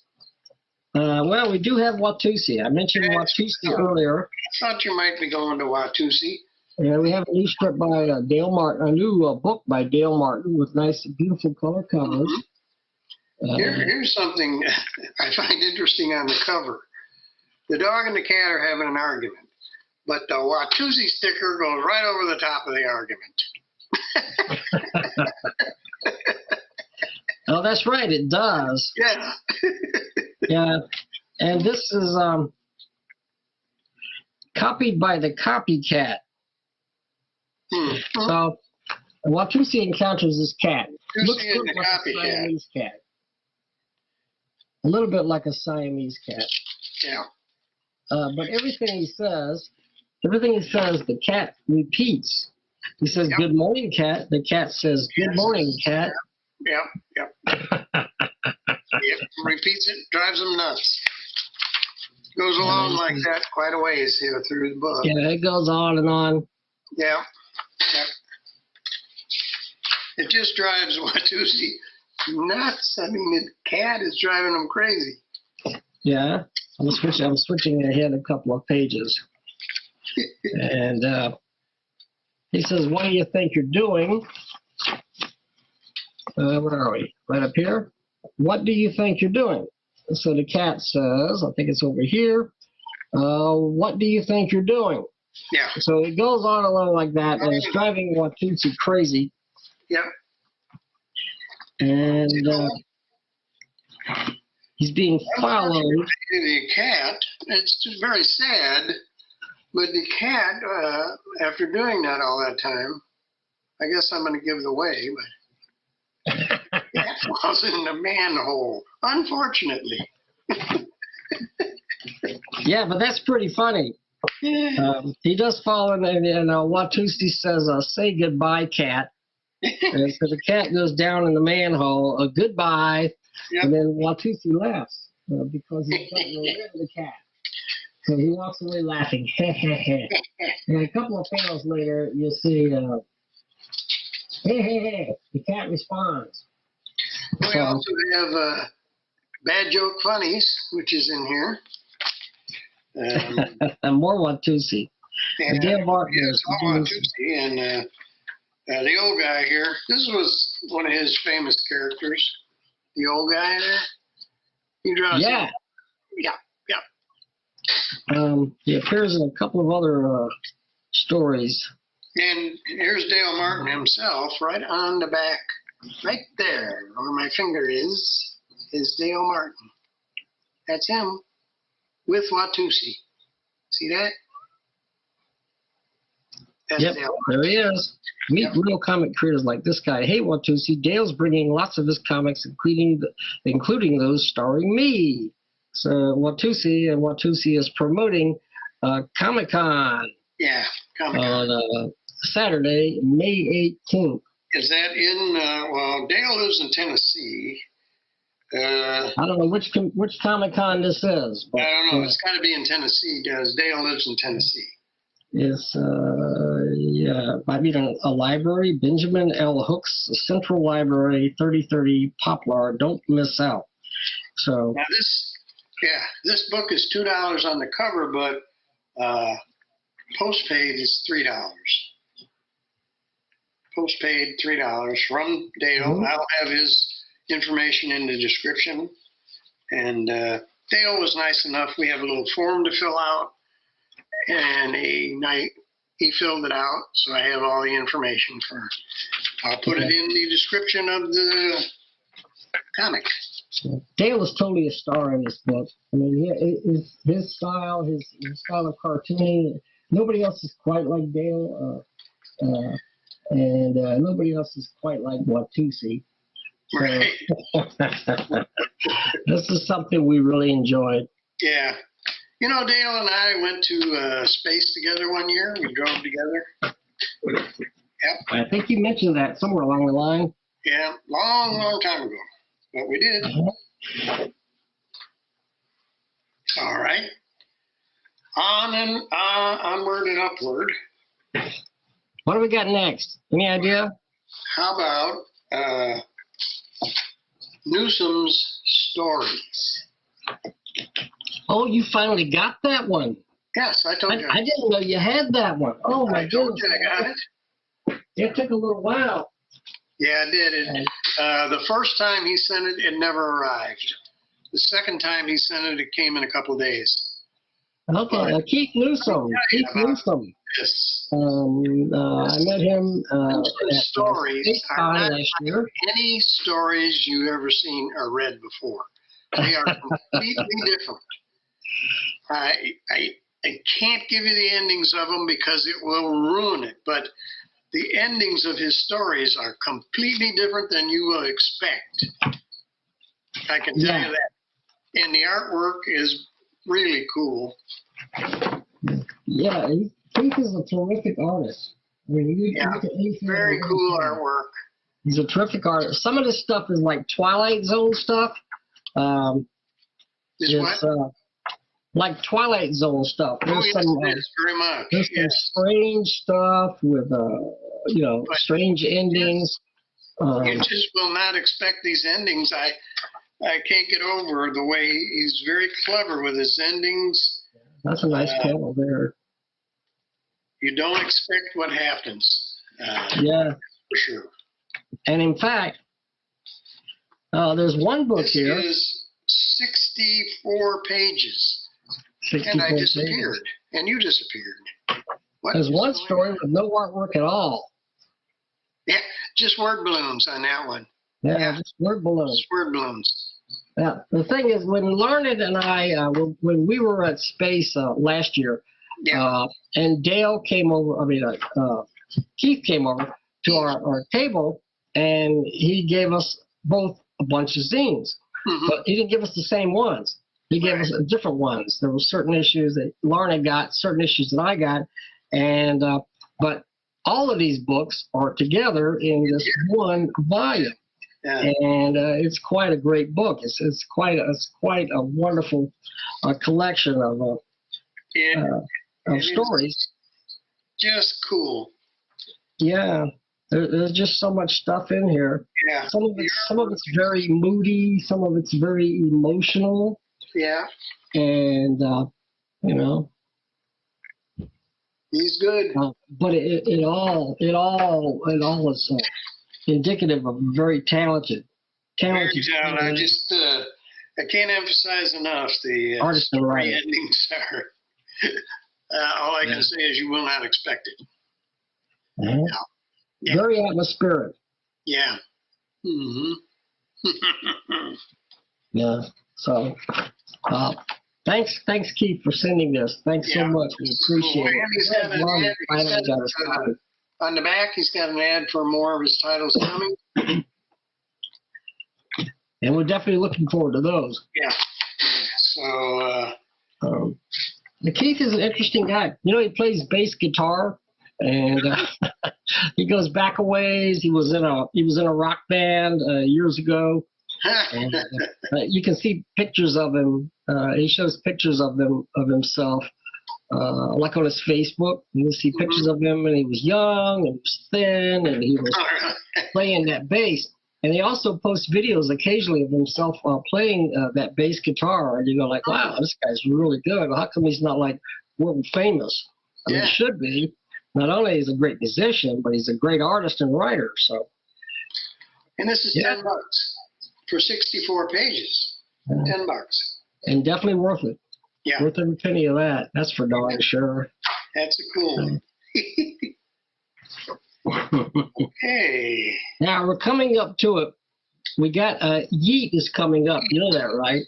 Yes, Yeet. We have two issues of Yeet.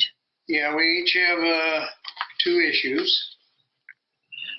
These are the most recent two. Number 59 and 60. 59 is the blue one, and 60 is the red one. Now, the front cover for number 59 features Madam Justice and the Red Ram. And here they are. Oh, yeah, the Red Ram. Really nice in full color. The artwork is by, and I never would have guessed how to pronounce his name, but art and story, it looks like Wirus did. But if you look below that in parentheses, Rustic. I think he's showing the actual pronunciation, which is Rustic, right? Rustic. Rustic. Roastic or Rustic. Lettering by Shane Luttrell. Shane Luttrell has a lot in the next, in these couple of issues of Yeet. You see a lot from Shane Luttrell.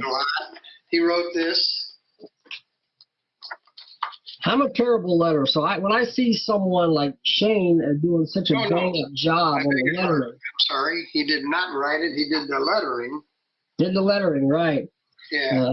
But I'm very impressed. Hart did the art and story. Yeah. Yeah. So, and that's Madam Justice and the Red Ram. I can tell you right now that this story, let me make sure here. Well, there's a group of superheroes here. Right, and it got a little bit confusing for me right on this page here. I don't know if it did for you or not.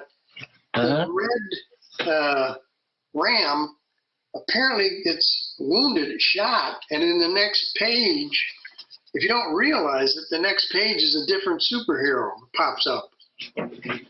It's kind of tricky there. You got to pay attention. But the red ram. Hiya, boys. To see me? Red ram gets wounded in this page over here, page over here, and the next page you see that superhero is somebody else, somebody different. And there's a group called the Second City Sentinels. Right, and they show up. Yeah. At first, it's just Madam Justice and Red Ram, and they're monitoring a situation where a bunch of bad guys, have kidnapped a little kid. Yeah. And they're trying to rescue. They're waiting for the rest of the group to show up, but the rest of the group doesn't show up in time. So they decide to jump in. They want to save this kid's life because they're afraid, the bad guys are going to kill him. And the Red Ram takes the bullet. Yep. Yeah. So then it becomes quite an action story. Yeah. Quite an action story. Then the rest of them show up right here. You can see those two. They come in, knock the daylights out of the bad guys. That's what the good guys are supposed to do, Exactly. They're supposed to do that. Yeah. And then after that, we come across something, and this is interesting. For one thing, because of the detailed artwork. Yeah. Savior featuring, it says Savage Blonde up here. Savage Blonde. Savage Blonde. But actually, she's story and lettering by Eddie Morgan. Additional lettering by Alan Boyd. Yeah, and she's a jungle hero. I mean, she tackles fierce giant cats, etc. In the jungle. One thing these guys might not have realized, because at the very end of the story, I was sure she also has a battle with a velociraptor. Yeah, all of a sudden he comes out of nowhere, this dinosaur. Yeah. We got giant cats, we got dinosaurs, and we got all kinds of menaces in the jungle here, but she is every bit as fierce or more so than these predators. So great artwork. Look at that. The way things are shimmering and shining off of, I guess, almost armor-like, but it's not armor. But anyway, but the way the lighting is done there is really cool, and the shading techniques in the background. The only thing is, and I'm just going to mention this, no criticism at all, but her name is She-Na. She-Na. Just close to Sheena. Right, an observation. There was a comic book character, mostly in like the 1950s, named Sheena. And she's like Queen of the Jungle. Sheena, Sheena. So just be careful, like the guys with the copyright there. This doesn't look like the same character, but that's a similar name. So you never know what will happen if DC or Marvel decides to just go bonkers. You remember when Larry Blake originally published Nightshade, he heard from DC and Marvel. Yeah. And because I think it was DC, but they already had a character named Nightshade, and they changed the name to Nightstar. When Tim Corrigan had a similar situation also. They're watching us. They're watching us small press people. But they used to be. I don't know if they still are, but Tim Corrigan had a problem because Tim Corrigan published Tim Corrigan's superhero comics, and apparently Marvel and DC had a joint copyright on that name, so they threatened to sue him. So he had to change the name of his comics. He had to discontinue that particular title, which is kind of okay because he came up with SPCE and began, influencing a lot of other people in reviewing comics. And, where are we now? This is Kane. Kane story right here. Mm-hmm. And this is by Shane Luttrell, the story. Shane wrote this again. And letters. Here. Mm-hmm. Story, letters, and art is Kent Clark. Kent Clark. It's Shane Luttrell's story and letters. Kent Clark art. Kent Clark art. There we go. Now we got it. I still wonder if Kent Clark is his real name or is that a pseudonym? Well, it could be Clark Kent. It might be Larned Justin. I don't know who Kent Clark is, but I do know that whenever I see a story by art, I can tell you. Yeah, he does some terrific artwork. Mm-hmm. You got a guy. There's a little bit of irony in this story. At the beginning in Whiskey Hill, California, 1852, at the height of the gold rush, you see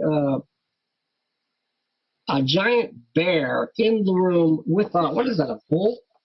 There's a bull, a bull and a bear, and there's this little kid looking on with sadistic delight. He's apparently he loves this level of violence. He loves this sort of thing, and he grows up. Yeah, he grows up to be a very violent man. Yeah, he's a tough guy. Yep. And he's like. He's shooting some guys and stuff like that. Yeah, he's shooting some guys, and then toward the end, he's camped out by a cave here. Right, and that's where the irony comes in. Yeah. We don't have to. You can almost see it there, but I will say that in the end, he gets his just desserts. Yeah. It doesn't pay. To be brutal and hateful and to be a killer. In the end, one way or another, you're going to be punished for that. So I guess we just gave away the ending. What can I say? What can I say? And then the next one just kind of starts. It doesn't have any. I mean, it just. This one. Yeah, and this was also, I believe, written by Shane. Art by Kent Clark. A story by Shane, and it's kind of a classic noir sort of story. Yeah, a lot of darks. And the artwork reflects it very nicely. Blacks and whites. Yeah. There's a lot of panels on each page too. Look at that. There's like 9 panels on each page. You don't see that very often. You used to see that in the early comics in the 1960s, the Marvel comics and stuff. You would see like Jack Kirby was doing comics back in those days with 9 and 10 and 12 panels per page. And you can't even imagine that somewhere along the line, everybody was doing like 4 panels a page. But yeah, look at that. Yeah. So this is Kent Clark, and he's really very, very good. Yeah. Mm-hmm. This was done in 2022, and there's a mystery. The last panel is great. I don't know if I should give it away though. I better not. Let's just say that the guys, the protagonist of the story is lying in bed thinking about life and the way his life has gone. And he's saying, our minds determine our reality, don't they? But our brains are enclosed in our skulls. They only know what our senses tell him. What if our senses are lying to us? What if our eyes, our ears, our noses can't be trusted? and he says, right here, what then? What then? So all this stuff is going on. The very last panel is very cool. I don't want to give that away. It's a great panel, though, man. It's worth the whole book just for that one. Yeah, exactly. A great job by Shane and Kent. And the next story is written by Josh Mendez. Artist is Drew Gutierrez. Colorist Chris Nixon. Letterer Amal Desai. Amal It Desai. may have been in color at one time. I'm not sure. This is grayscale.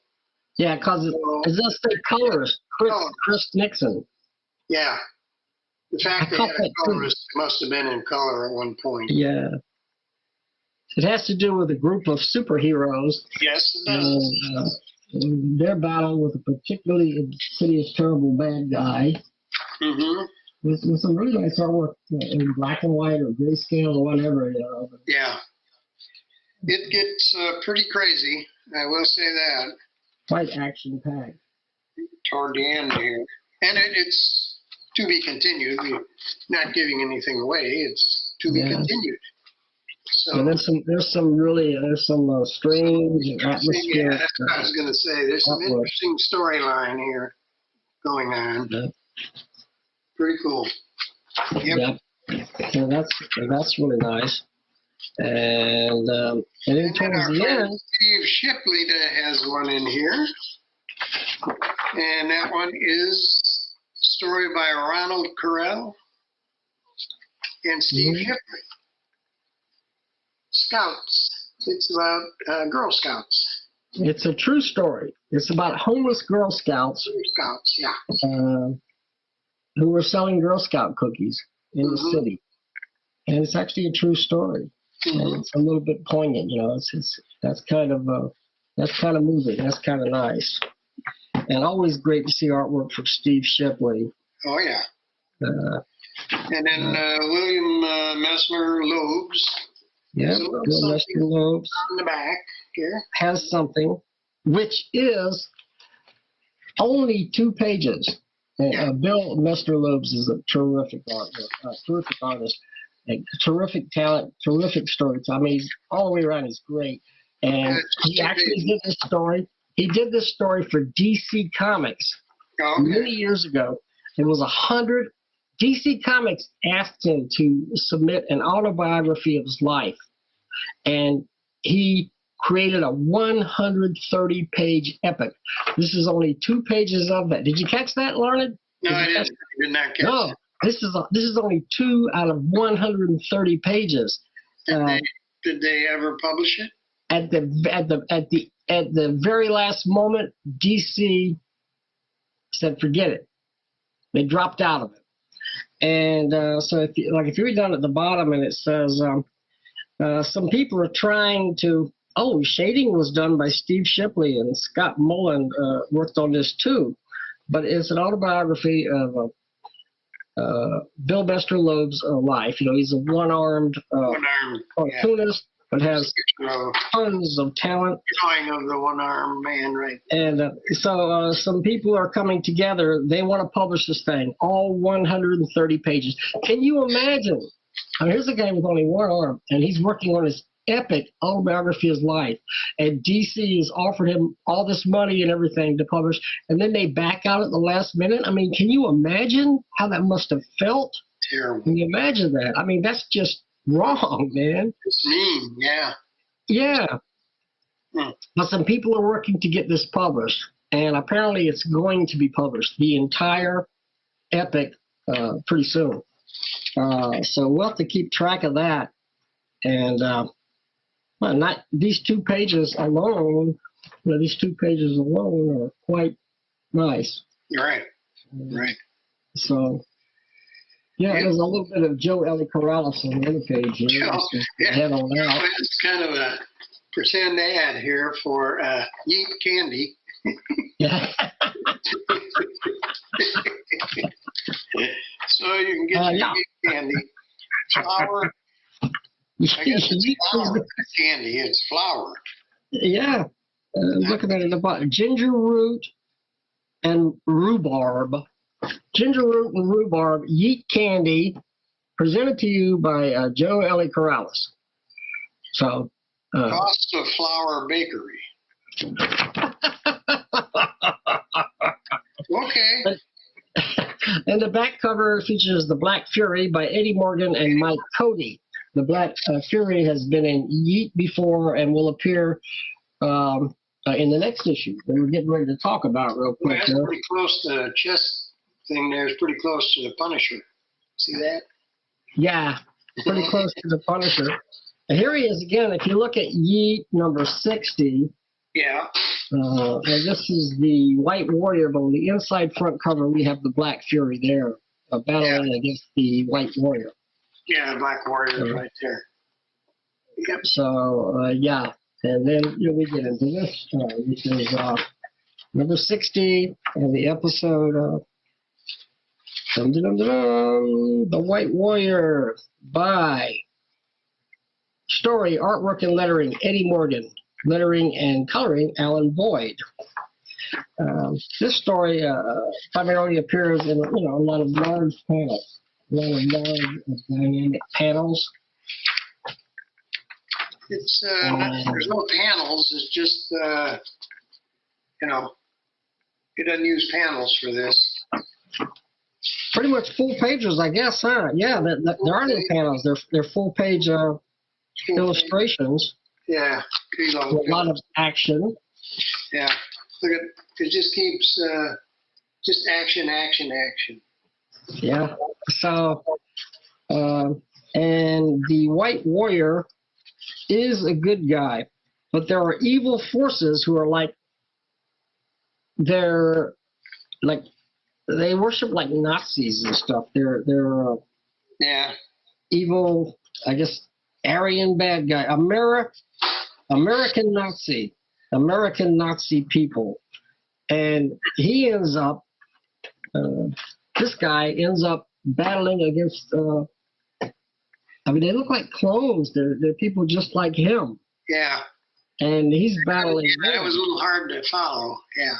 Yeah, so what I get out of it is that there's some evil forces that still believe in Adolf Hitler and the Nazi ideal and everything, and they're creating apparently duplicates of him. That's what it looks like. He ends up fighting against them. Yeah. It is. And in the very end, continued. Yeah, to be continued. Yeah. And there he is again, the Black Fury, right at the very end. So, great artwork. Next one is Sonar Man, created by Alex Vander Tuck, I guess. I wouldn't know how to say that. Tuuk. I'm not sure how to pronounce that. Story, Vander Tuck, story and art. John Michael Helmer, letters. Michael Wagner, editor. Michael Wagner. Who drew it, though? There's a guy I know, Michael Wagner. He's in the UFO. He's a good guy. Michael, if you're watching this, you're a good guy. Alex Vander. Okay, he drew it. Yeah. So that's a pretty nice story. It's got some interesting artwork too. We got a sonar-powered superhero here. I'll have to reread this one. It was kind of a little tricky to follow. Complicated. A little tricky to follow that. Yeah, and it's to be continued at the end as well. But after that, we come up with Ken Bailey. Oh, yeah. Pal Ken Bailey, Energy Girl, pops up and pretty much takes over practically the entire issue after this. Yeah, full pages like this. Yeah. Yeah. Full page art strip. Almost. There's some multi pages too, but what happens in this is Energy Girl and what's the other lady's name? Femtastic. This is Femtastic. Yeah, Femtastic. Femtastic rather endowed. We won't get into that, but voluptuous. But anyway, she's learning how to fly, and so, they're being instilled with these powers. They're both being given the ability to fly. Energy Girl and Fantastic. So, sometimes I wonder, why do all the superheroes have to fly? The Thing doesn't fly. The Hulk doesn't fly, but he can sure jump really high. But it seems that the people figure, well, superheroes, they have to fly. Well, you don't have to wait for transportation. It gives you around the book. That's right. Yeah. You got to. If you're going to confront the bad guy, you got to get there quick. Yeah. But anyway, terrific artwork, terrific rendering by Ken Bailey, and really, really nice. There's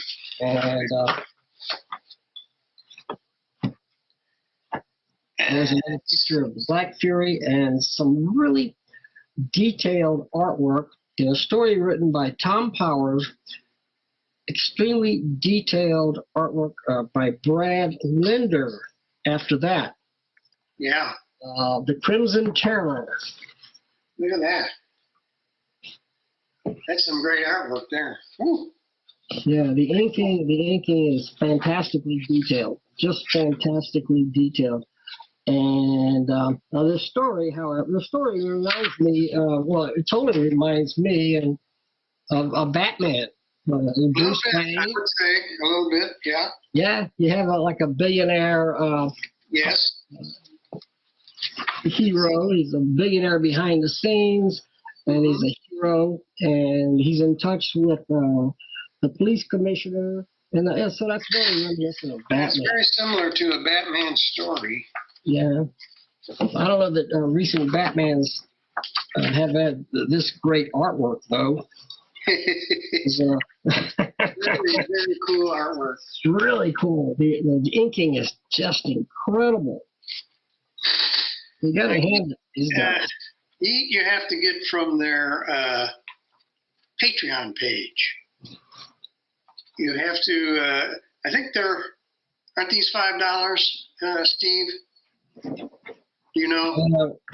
The sale in front, number 60. It doesn't say, but I'm pretty sure you have to go to his Patreon page to get these. Yeah. I'm pretty sure that's the story. Yeah, it's Yeet, so I think they're $5. I think Yeet is $5. $5, but you have to go to the Patreon page. Yeah. And we conclude this particular issue with with some more artwork by Steve. They call him the King here, somewhere right over here. Steve the King Shipley. So I've known Steve Shipley for 50 years, and he is, in fact, the King. Yeah, you bow down before you, Steve. You are the best. Always good.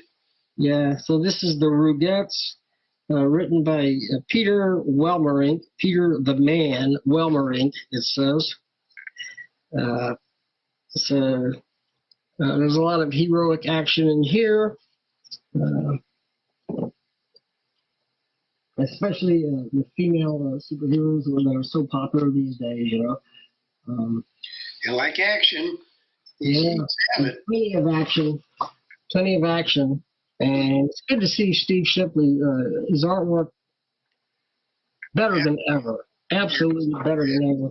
If you see some of the stuff he does on Facebook, and he's submitting all kinds of illustrations in full color, and he's just, like I said, I've known him all these years, and he was around before I was. He was doing work for Comic and Chuck Robinson in like 1970. And he's just gotten better and better and better. So there he is. Yep. Our pal Steve. So that's the Yeats. The Yeats.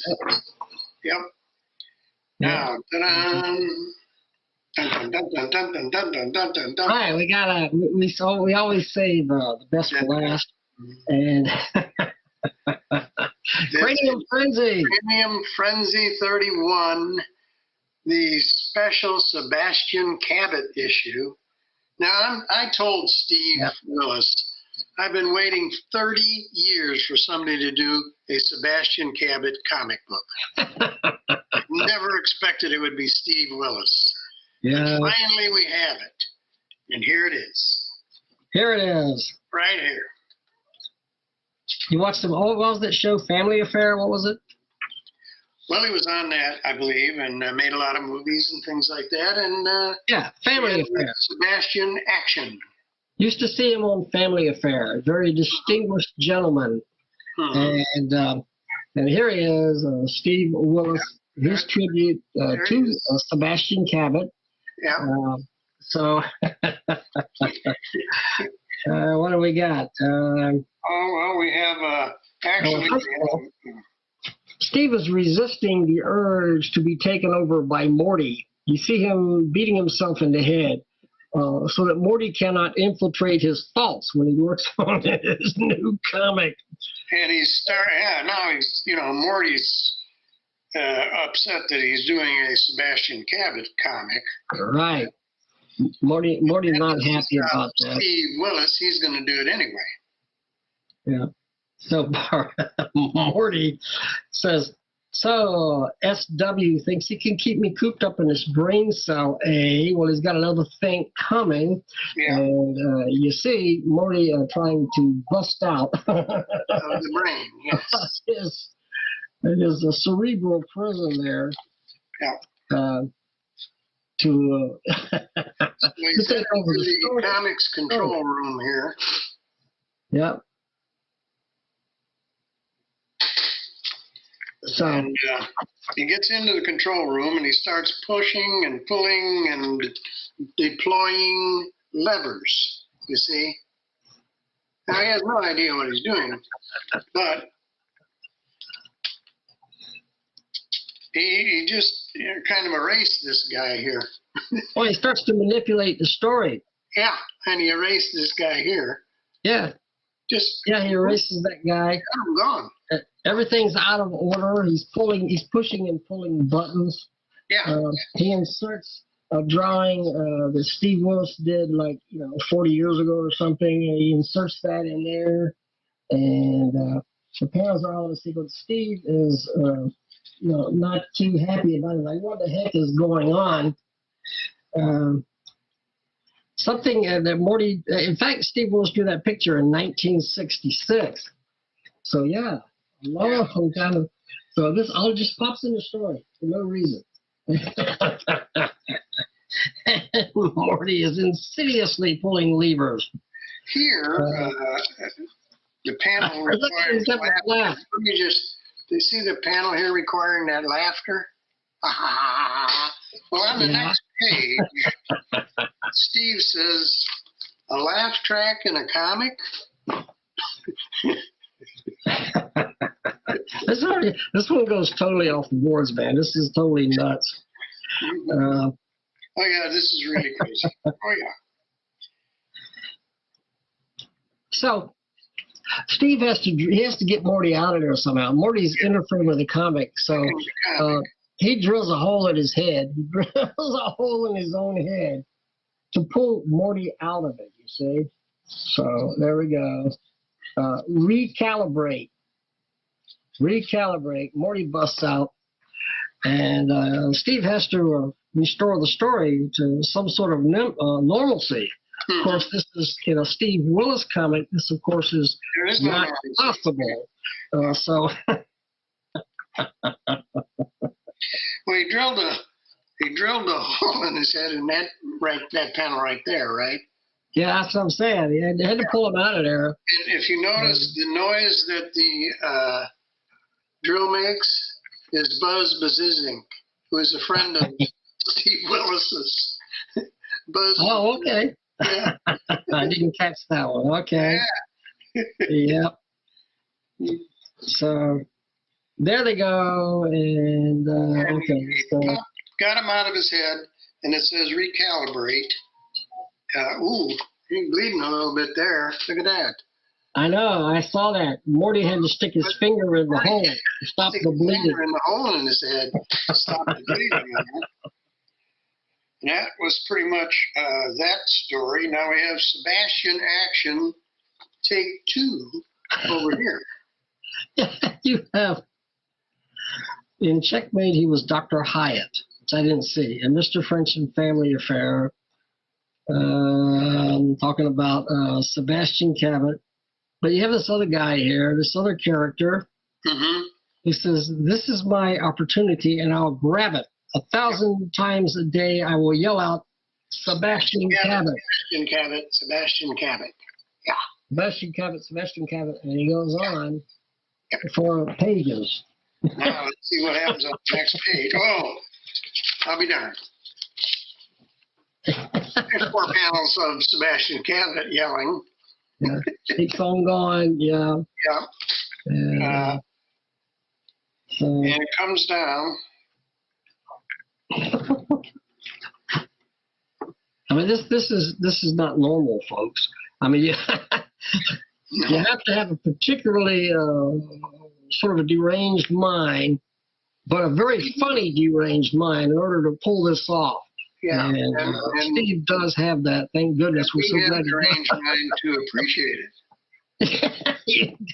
you got to be deranged, right, to get the jokes. To get it, yeah. So we're right there with you, Steve. Oh yeah. So we're not normal either. It's okay. Crazy as bed bugs. So a lot of stuff. I mean, oh my gosh! Yeah. The end of it.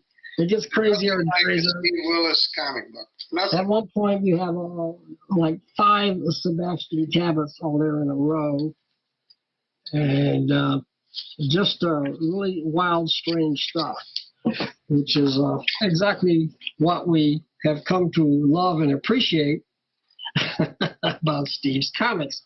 We do kind of miss the Buttercube Brothers. You know that? The back cover's cool. On the back page, like the Milo's Quest. This one's funny about a guy chasing his tail. Yeah. With Sebastian Cabot, of course, watching on. Well, there goes the guy chasing his tail again. Yeah, chasing his tail. Yep.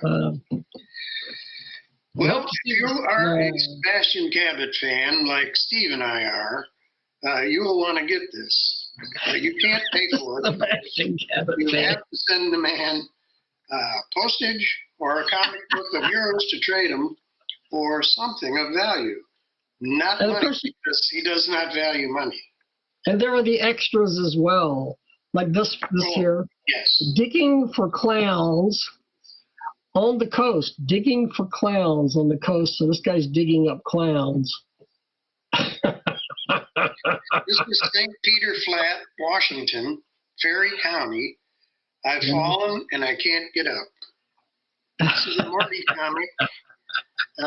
Which is original. I have the only one like this. Steve has the only one, the one he showed. Right. Is the only one like that. Have that. And I have Morty Comics number 8,385, which right here opens up into pages that don't relate to anything and a picture on the back that doesn't mean anything.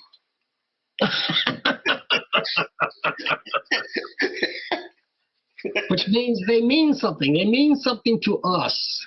We get it. The average person on the street, if you find no idea what they mean. Right. You won't have any clue what they mean. But we get it. And we're so thankful that he's around. Fortunately, we have Cranium Frenzy number 32. True. Here. I get this one too, though. Eating a 6-mile-long candy bar starts with a single bite. Someone's got to do it. Is that 6-mile-long candy bar. There you go. That's how it starts. You won't finish unless you start it. He's a freaking genius, man. But okay. Here's Cranium Frenzy 32. It has something to do with arms. My cover, yeah, I got this one. Yeah, same thing. There's some arms hanging on the wall there. Arms. So let's find out what it has to do with arms, I guess. A dining experience like no other. Mm-hmm.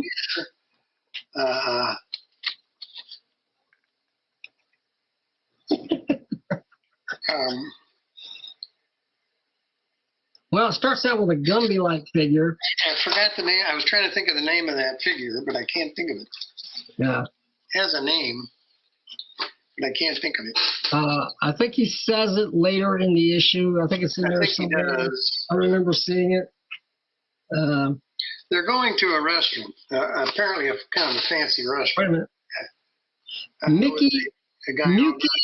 Muki the mutant membrane. The Muki membrane, that's it. Happily, at the end of the issue, Steve puts in a little bit about the making of this particular issue, and that's how we know, because I would have thought it was a gummy. So they go to eat, but Muki is not allowed in the restaurant, which is kind of prejudice.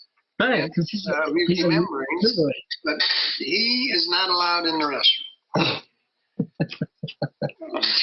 I love the face. I love the face on the little guy, the guy at the door. Oh yeah, he's a happy-looking fellow. Not too happy, right? You may notice, if you remember from a previous issue, Sebastian Cabot is having dinner at that restaurant that they're trying to get into. Right, there he is. There he is. Yeah. Right there at the bottom, Sebastian is there. He's dining there. So they let Sebastian Cabot in, but not Muki the membrane. I don't understand that. Oh boy. There's a master of ceremonies at the. He wants to see the menu. Yeah, and you can tell he's a typical master of ceremonies with the plaid jacket and the microphone. But it's more than that, because he is. Where is it? What's the name of the restaurant? Monty's Hall. It's based on Monty Hall, who used to let's make a deal. Yeah, and that's where this guy comes in. He is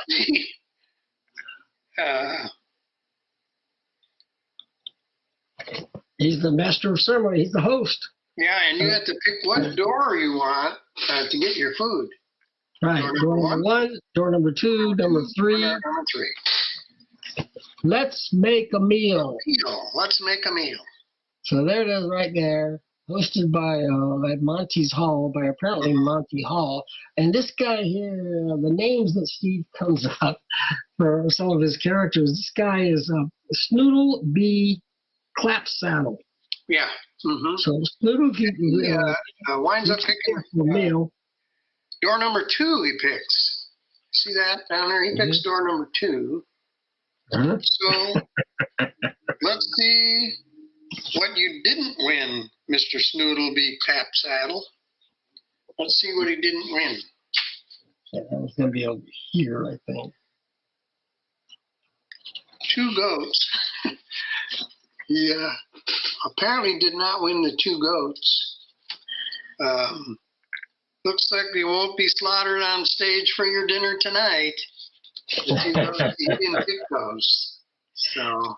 He also didn't win the world's largest Limburger cheese and rutabaga pizza. He did not. You won't be consuming that. It says.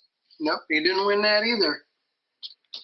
So, and now, drum roll. Let's find out what he did win over here. It's the House of Googly Eyes is what he won. A trip to the House of Googly Eyes. Yeah.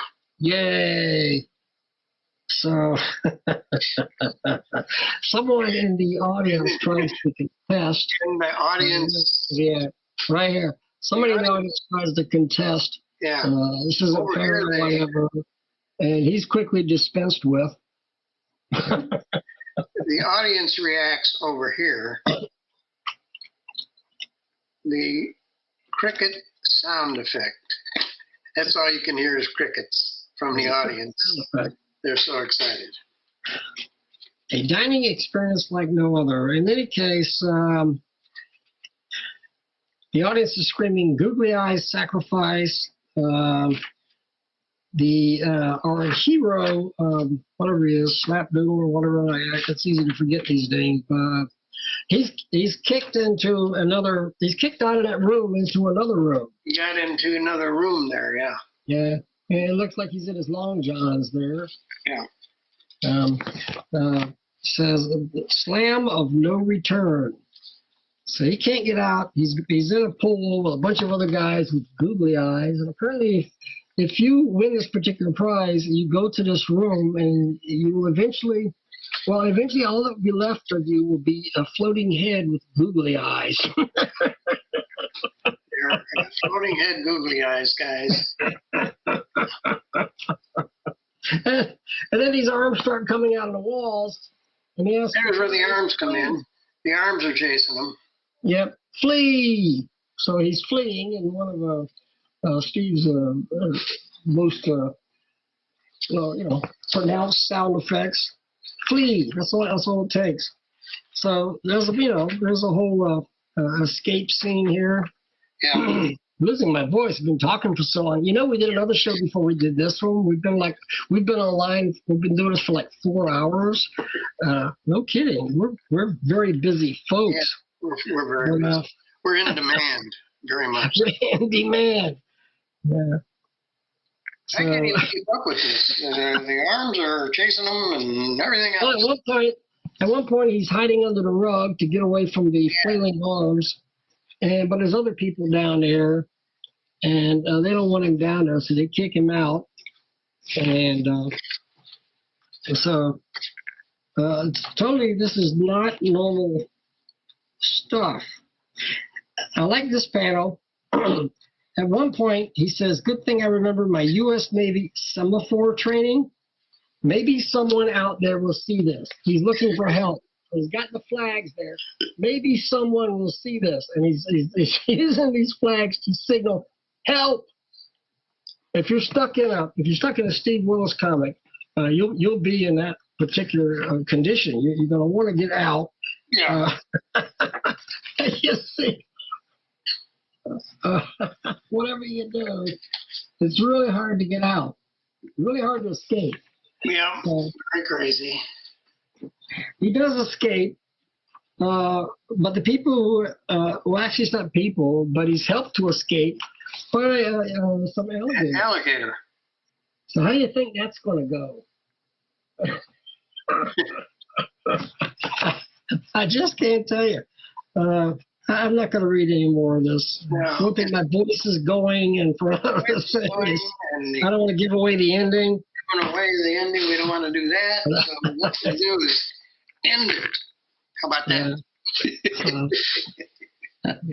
That's Steve Willis. That's the genius of Steve Willis. He's a wild one. As far as I can tell, in small press comics, he's one of the top 5 greats. Oh yeah, I believe in small press. Yeah. Steve, send me money, please. But he's right up there at the top, and yeah.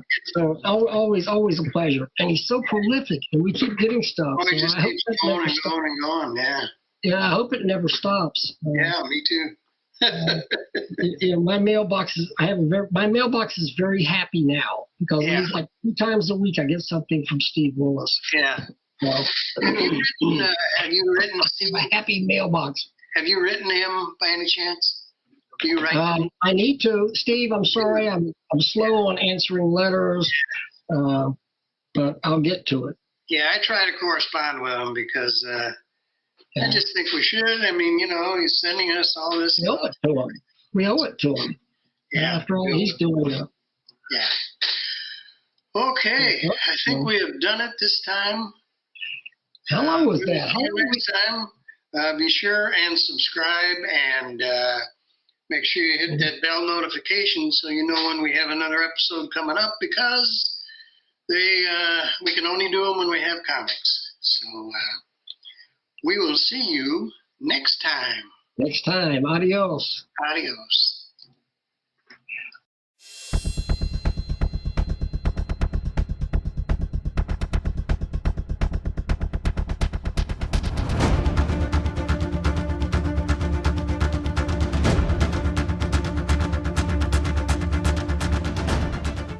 Hello, welcome to episode 68 of Talking Small Press Comics. 68? Holy cow.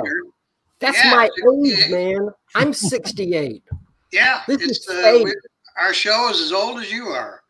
But anyway, that's Steve Peter. I'm Larned Justin, and our special guest today is Tom Hart, Executive Director of the Sequential Artist Workshop. So welcome to Talking Small Press Comics, Tom. Thanks. It's so nice to be here. I think what we're going to do is let Tom talk a little bit about Sequential Artist Workshop, and then we'll have questions to throw in there. Some clarifications probably and things like that. I did make up a list of questions, but I'm holding back because Larned says, let Tom talk. Don't go off like you usually do. And just give him a chance. Yeah, just a little chance. Yeah, a chance. So, well, what is SAW? What's it all about? What is SAW? Well, SAW is, I think it's the school I always wish I had been able to attend back in the 80s when I was growing up and I wanted to be a cartoonist. I think I had my sights on like, who can teach me this stuff? Where can I go? Yeah. And I did wind up going to the one place that supposedly should have been able to teach it to me, which was the School of Visual Arts in New York City, where Harvey Kurtzman, for instance, taught and Will Eisner taught. And I think Art Spiegelman, I think at once had taught there, but wasn't at the time. But I went for 1 year and disliked the experience so much that I quit right after that 1 year. And excuse me for 1 second. Oh my gosh, we have dogs and all sorts of things.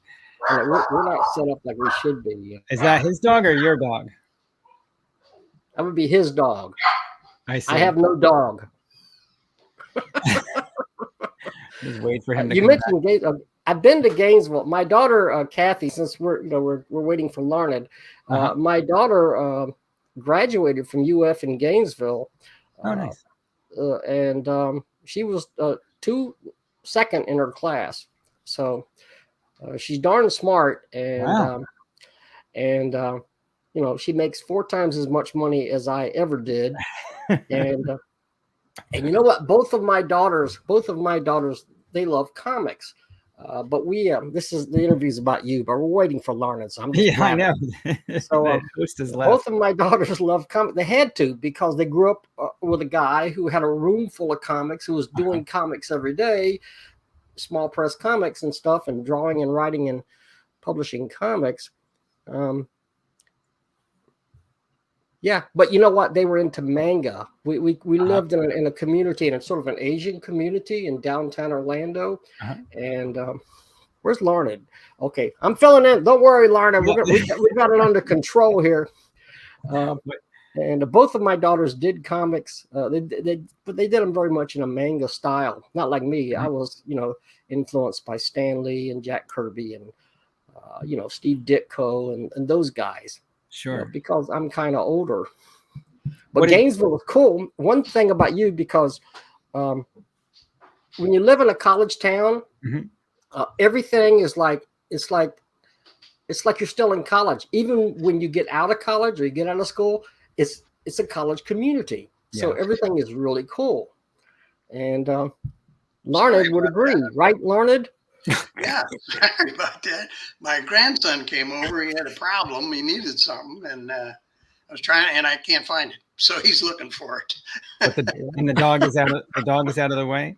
The dog is out of the way now. She's done barking, and hopefully Zoe. Zoe is the dog. Zoe is the dog. Yes. She's a noodle. A golden doodle. Something like that. Yeah. Combination. Okay. So what was Tom saying that I missed? He didn't say anything. I did all the talking, but I'm going to be quiet now. Yeah. Okay. All right. Yep. So should I go back? What you want to? No, it's okay. Go ahead. Okay. Well, all right. So let's see. So I quit the School of Visual Arts in New York City. This would be about 1987, 1988. But immediately started thinking about, well, how would I do this? If I, what kind of courses was I looking for, and what kind of mentorship and what kind of teachers was I looking for? And I just started sort of like putting in my mind and actually writing things down and starting a file. But more importantly, what I did then, though, is I moved to Seattle, where all the alternative cartoonists were. Oh yeah. And that's where Fantagraphics was located, and a lot of older cartoonists, alternative cartoonists like Jim Woodring and Roberta Gregory and people like that were there. And as such, a lot of young cartoonists like myself, I would have been about 20 when I moved there. They were all sort of flocking there just to sort of be part of the scene. And I just sort of learned comics that way, with about 7 or 8 peers that we're all in our early 20s, but like hovering around, hanging around all these older cartoonists and crashing their parties, which we did a lot. And I don't think we were really invited, but we'd show up at the parties and put up with us. Yeah. And then I wound up teaching at the School of Visual Arts in 2001. So that would have been about 13 years later. And ever since, it's just been a bit of a mission for me to make it accessible, to make it affordable, and to help people learn the medium. Because as a kid, I thought like, oh, there was stuff to learn. Whereas most people back then, you just learned it the hard way, which was either by doing it, or if you were lucky, by getting an apprenticeship of some kind. And I don't know, something about me just wanted a formal schooling structure. And so that's what I created once I burned out of being in New York City and being at the School of Visual Arts for 10 years, moved to Gainesville, Florida, and set up this just like Apple and Microsoft in a little garage. I started a school. How many years ago was that now? Well, I think we opened the doors in January 2012. 2012? Yeah. Amazing. Yeah. And it was very, very low key 15 years. For a good number of years. It was hard to get the word out. And I also wasn't a very good marketer, and I didn't really understand like that you had to be constantly telling people about it. I just thought they'd find it, but they didn't really. It's kind of difficult. The site just offers so much. It's amazing how much you do offer. Yeah.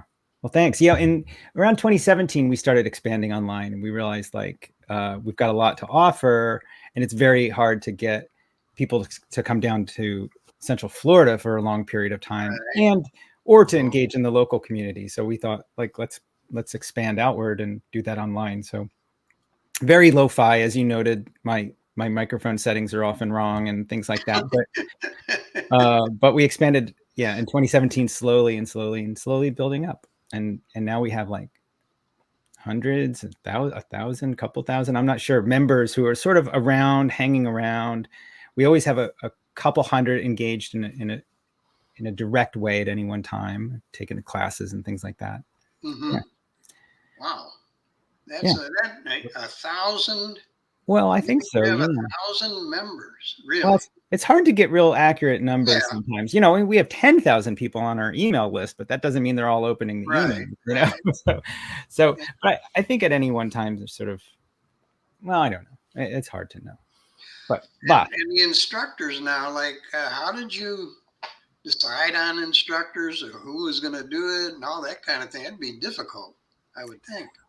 Yeah. Well, when we started, I still have a few instructors from Gainesville where, I'm no longer in Gainesville. During the pandemic, I moved back up to the Northeast where my family is, and my wife's family.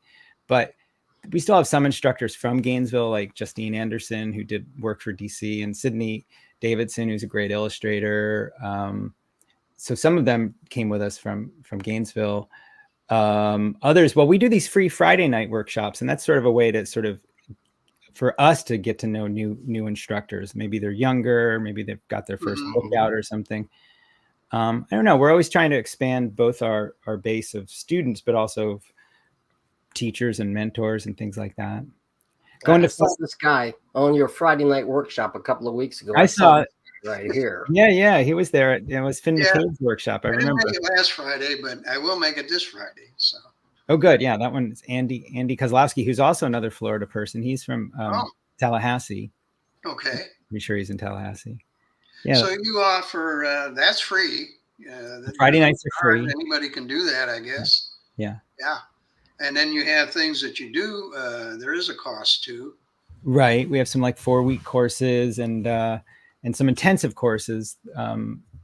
We have a 6-month graphic novel program where people come in and they've maybe got an idea that they've had and they've sketched a little bit, but they haven't really made a lot of progress on. So that 6-month program is for that. And then we have a year-long program. That's where we started this school. Was I wanted to create an alternative to college or an alternative to art school, where you come in and for a year we teach you the basics of writing and drawing and story and all sorts of things related to that. And it's September to May, just like a college year would be. And that's the big thing we did in 2019 was we moved that from just being in Gainesville to being online. We took the best of the best of that course and what translated best online, and we made that into an online course. I see. Wow. Yeah. Wow. Yeah, we get about 50 people a year in each of those programs, it seems like, sometimes more. Wow. So you have the on-site, you're in Gainesville, and then you have the online, and you're reaching out all over the world and bringing in people from lots of other countries and stuff. I mean, that's amazing. It's amazing how much it's expanded. And you started out with why? What did you have, like $20 in your pocket? Yeah, not much. Yeah, a little bit of fundraising. Yeah, those were the days where, like, if I had to send out a mailing or something, I'd be like, can I just reuse these envelopes? I'd be trying to reuse envelopes and been there, done that. Yeah. A little better now where I'm just like, buy the envelopes. Yeah. But yeah, we've expanded a lot internationally, the online, the Friday nights, especially. We get a lot of people from Australia and a lot of people from Iran, believe it or not. Oh, really? Yeah. Iran, holy cow. England too. I know there's a couple people that are British. Yep. Yeah. A few from there. And anywhere else, I'm not really sure, but all across the country, all across America as well. Mm-hmm. And, those are free. And we really like making that about the broader international community. Yeah. Yeah. That's fun. It really is. Cool. Yeah. Well, I'm just when did your interest in comics begin? I mean, was it when you were little and you did comics? You probably did do your own comics before you ever got involved in all of this stuff and the teaching and everything else. What can you tell us about your beginnings, your history, and what led up to this? Sure. Yeah. It was almost all Peanuts up until. Oh yeah. Yeah. Charles Schulz. I mean, it was comic strips for the longest time. We all grew up in an age where things were limited, let's say. and so my dad would come home with the daily paper, and those were my options. I could read Garfield, I could read Peanuts, I could read The Wizard of Id, these comics. And so I just every day just ate those up. The one that spoke to me most was Peanuts, of course. And so even in second grade, I remember drawing those characters, copying them and making a little booklet of basically a Peanuts booklet. And it's been the only thing I'm even halfway good at for basically my whole life has been that. Nothing else am I even okay at except for comics. I don't believe that. No, it's true. But I think maybe two other, Mad Magazine also snuck in there. That was my thing. Yeah. Mad Magazine. As a teenager. So Peanuts and Mad Magazine pretty much kept me going until I discovered alternative comics, which wouldn't have happened until a comic store moved into my town, and there wasn't one prior to that. And what's funny is this would be 85 or something like that. And so this store moves into our town, and I had been to one flea market maybe a few months earlier, and I'd seen like Teenage Mutant Ninja Turtles, but more importantly, I'd seen like Fish Police, but also Cerebus. So I'd seen a bunch of these oddball black and white comics. Yeah. And so this comic store moved into my town, and I went straight for those comics. I was like, do you have like this Cerebus and this Fish Police and things? And I walked right past all the Marvel and DC comics, including the reboot of Wonder Woman and things like that. And I thought like, oh, how cute that they still have all these, homages to the old comics or whatever. And I didn't realize like that was the bread and butter of the comic store, was keeping those things going and pull boxes and stuff. Yeah, I didn't know that at all. I thought the 3 copies of like Cheech Wizard or whatever that I was finding that's what everybody was interested in. But I wound up working at that store, and so I wound up getting a really good knowledge of mainstream comics history. You know what's amazing? And a little store opens up, and they were willing to carry those kind of comics. Yeah, he was the comic shops around that I was ever around. They never had anything like that. It was just mainstream comics. Comics. Well, it was the black and white boom, and maybe there was a little pressure to carry some of that stuff. But also, Bruce, the guy who ran that store, he had an open mind. He definitely was curious a little bit about that stuff. Yeah. It was right around the time Watchmen was coming out, so that was, things were expanding a little bit. So I worked there a couple of years, and then went to School of Visual Arts, hoping to be taught by Harvey Kurtzman and Will Eisner, but mostly, and they were there, but. They were there. Oh, yeah. Well, Harvey was quite ill. He had Parkinson's and wasn't. Oh. And his assistant Sarah Downs was teaching mostly, and but the problem more was the clientele, the student body. To be honest, I made 2 good friends there, maybe even 2 or 3, but most of the student body there were like cast-offs who just wanted to be drawing like the Hulk, like. Making out with Wonder Woman, that's like they would. Yeah. And I'm saying making out. That's the PG version of what they were really drawing. Yeah. Like, yeah. and I was there to like tell literary stories, And so that's another reason I got it. But it's also very expensive, and it just seemed like I could find my path another way. That's when I moved to Seattle. Yeah. But I love. I always thought it would be hard, for somebody to teach you to draw. You really can't teach you to draw. Either you can draw, or you learn it yourself or something, but I don't see how they can teach you to draw. Well, that's just it. There are schools out there. When I was growing, I remember in the old comic books, they had there was an advertisement. We're looking for people who like to draw. Oh, the little man, and then you draw the picture and send it in. I did that, yeah. And they had this course, I guess it was by email. No, it wasn't by email. There was no email back in those days. But it was, you signed up somehow, and the guy was teaching you how to draw. Do you think you really can teach people to draw, or do you think that's innate, and what you're actually teaching people is how to tell a story, in a sequential way? Mm-hmm. What do you think about that? I think you can teach all those things. I think the one thing you can't teach is how to be funny. I think that's an ingrained thing. Like some people are funny and some people aren't. But I think you can teach how to draw. I think the first place you go is you teach people how to see, and if they can look at the world with different eyes than they normally do, because normally we see, oh, that's a hand, or whatever's in this side of that's a coffee cup, and they think they know what a coffee cup looks like, and they think they know what a hand looks like. But if you can teach them to look at that hand and that coffee cup and everything else a little differently, so that they actually are starting to look, that's the first step in getting them to draw. Oh, I agree with that. That's a good point. Yeah. And learning to tell a story is also, there are mechanics to it, and there are mechanics to all sorts of different types, and mechanics to drawing too. So I think there are things you certainly can teach. I think a good thing too, now that I think about it, and I used to do it, is copying. Mad Magazine, I copied those guys. I copied a number of people.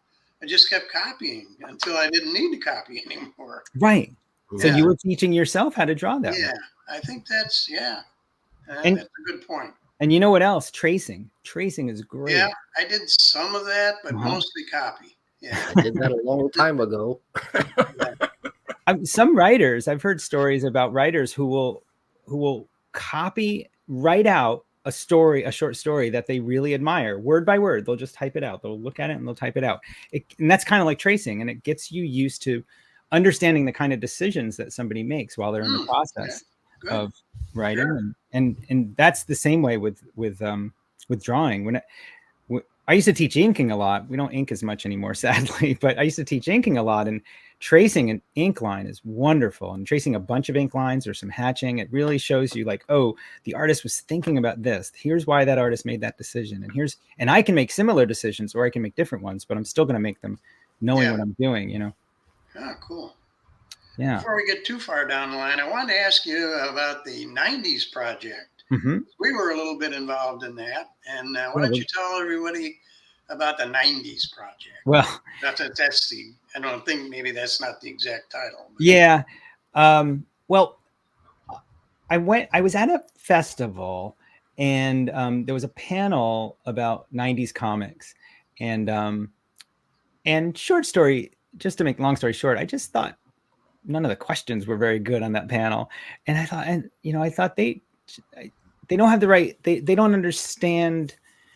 I just think they were missing some context, like, what it was like to make comics before the internet, right. why we made comics, what kind of efforts we went into to connect with people, to find an audience, to find a publisher, to find peers.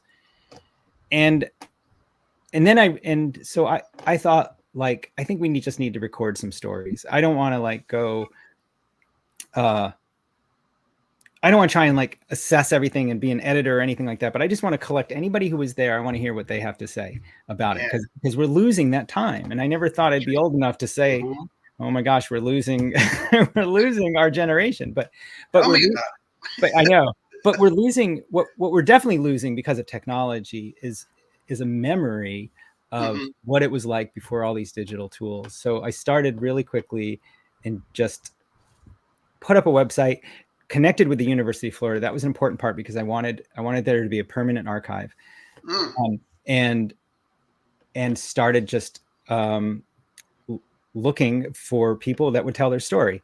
We haven't even done that many. We've done maybe 10 or 12, maybe even just 10. And you guys were one set, and it's still sitting on my hard drive. I had a very busy May, but June, this week or next week, I'm going to get it out there, and we'll have that out there. Our video will get you about 25,000 more members. That's right. That's right. Yeah, millions of views worldwide. But the woman at the so there's an oral history project at the University of Florida. It's called the Samuel Proctor Oral History Project, and they collect oral histories of all kinds for various reasons. It could be about people who've been there for multi-generations. It could be about people who fought in a war. It could be people who immigrated in, any number of reasons. It could be musicians and artists. It could be construction workers. And so I approached them. I said, what about cartooning? And they said, sure, we'll do that. So, but she was really great about saying, collect these stories, get as many as you can. And remember that your audience is people who aren't even born yet. Your audience is people who are going to maybe, 50 years from now, go looking into these archives and understand what it was like. And that really sort of lit up my brain a lot. And I realized, like, okay, it's a valid thing to want to do, but also I was thinking too small about it. And if I think that way, like, if I think the stories are being lost now, they're certainly going to be lost people 50 years from now. So I just want to collect stories about, to me, it's about how we create connections. Almost all of art making is like, you just want to connect with either an audience or other people like you who are making stories, or you want to connect with the work that excited you. And it was a lot different doing it analog, wasn't it? It was a lot different. I don't know, like, I remember it well. Yeah, you go down to the photocopy store. That's what I had to do. Yeah. And spend a lot of hours there. Yeah. Fighting with the glue stick and the, or whatever, the stapler and the, folder. I still do that to an extent. I still go to Kinko's. It's a newsletter I publish every 2 months for a group called the UFO. Yeah. The United Fanzine Organization. Yeah. And I still go down to Kinko's to print those books. And it's really, you mentioned like the 90s project. Okay. I didn't get my first computer. I was a late bloomer, I didn't get my first computer until like the year 2000. So during the 90s and before the 90s, I was doing stuff the old-fashioned way. In some ways, I still do that, cutting and pasting up and all this kind of stuff.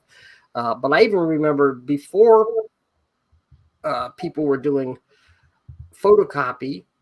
For a while, there was offset, and it still exists, but it's very expensive.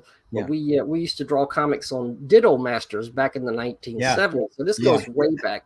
And and I was a pretty good inker on Ditto, You got, these sheets, and you pull up the sheet. Well, you draw on the front, you pull it up, you put it on the Ditto Spirit duplicator, which I used to have one with a crank, and I would crank it up, crank out those copies. And you were right about before the internet and everything. The earliest contacts that I made, I mean, I met one person in high school. He was a mentor. He was a college, a mentor, but he was a teacher. And Chuck Robinson II. And he told me about small press comics. And about, they weren't even called that. They were still called fanzines back in those days. But he introduced me to that and gave me the names of a few people, and I would write letters to them. Would you like to do something for my new comic? 2 weeks later, you get a response. Yeah. Not 2 minutes later. I'm talking 2 weeks later. Yeah. And then you send him back a letter. Okay, sure. Here's a script. Could you draw this? Sure. 2 months later, you get a finished story. And it took a long time to make those books back in those days. But that's history. That's the history. And we are so blessed and fortunate to have what we have today. Technology has totally amazing. We were very happy back in those days. I used to get lots and lots of letters. I used to write lots and lots of letters. I didn't have a computer. I had a manual typewriter. It wasn't even electric. And I used to type stuff. But yeah, that's where it all kind of started, So. And to me, it's about to me the core is about community.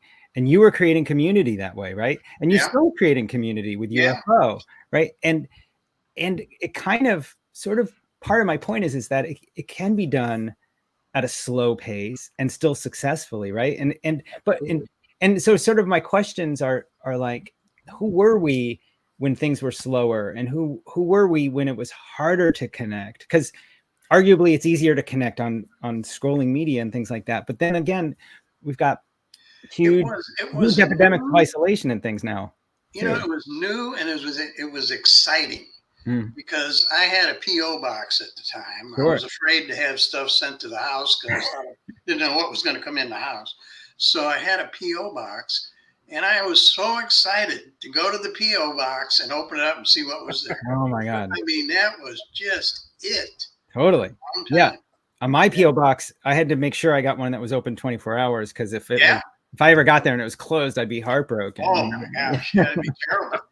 I still remember mine, P.O. Box 105873. Isn't that amazing? What was yours? You probably remember the number. I don't remember the number anymore. No. But we've still got some guys that we associate with who did start in the 90s. Do you know Matt Fizzell? Of course, yeah. Okay, what about Matt doing we could ask him. Oh yeah, I want to get anybody who was I want to get anybody who was doing that's what I thought. And Matt was around in the 90s. Matt started in the 70s, and I can tell you that because he was one of the very early contributors to my comics back in the 1970s. Awesome. I know Matt for a long time.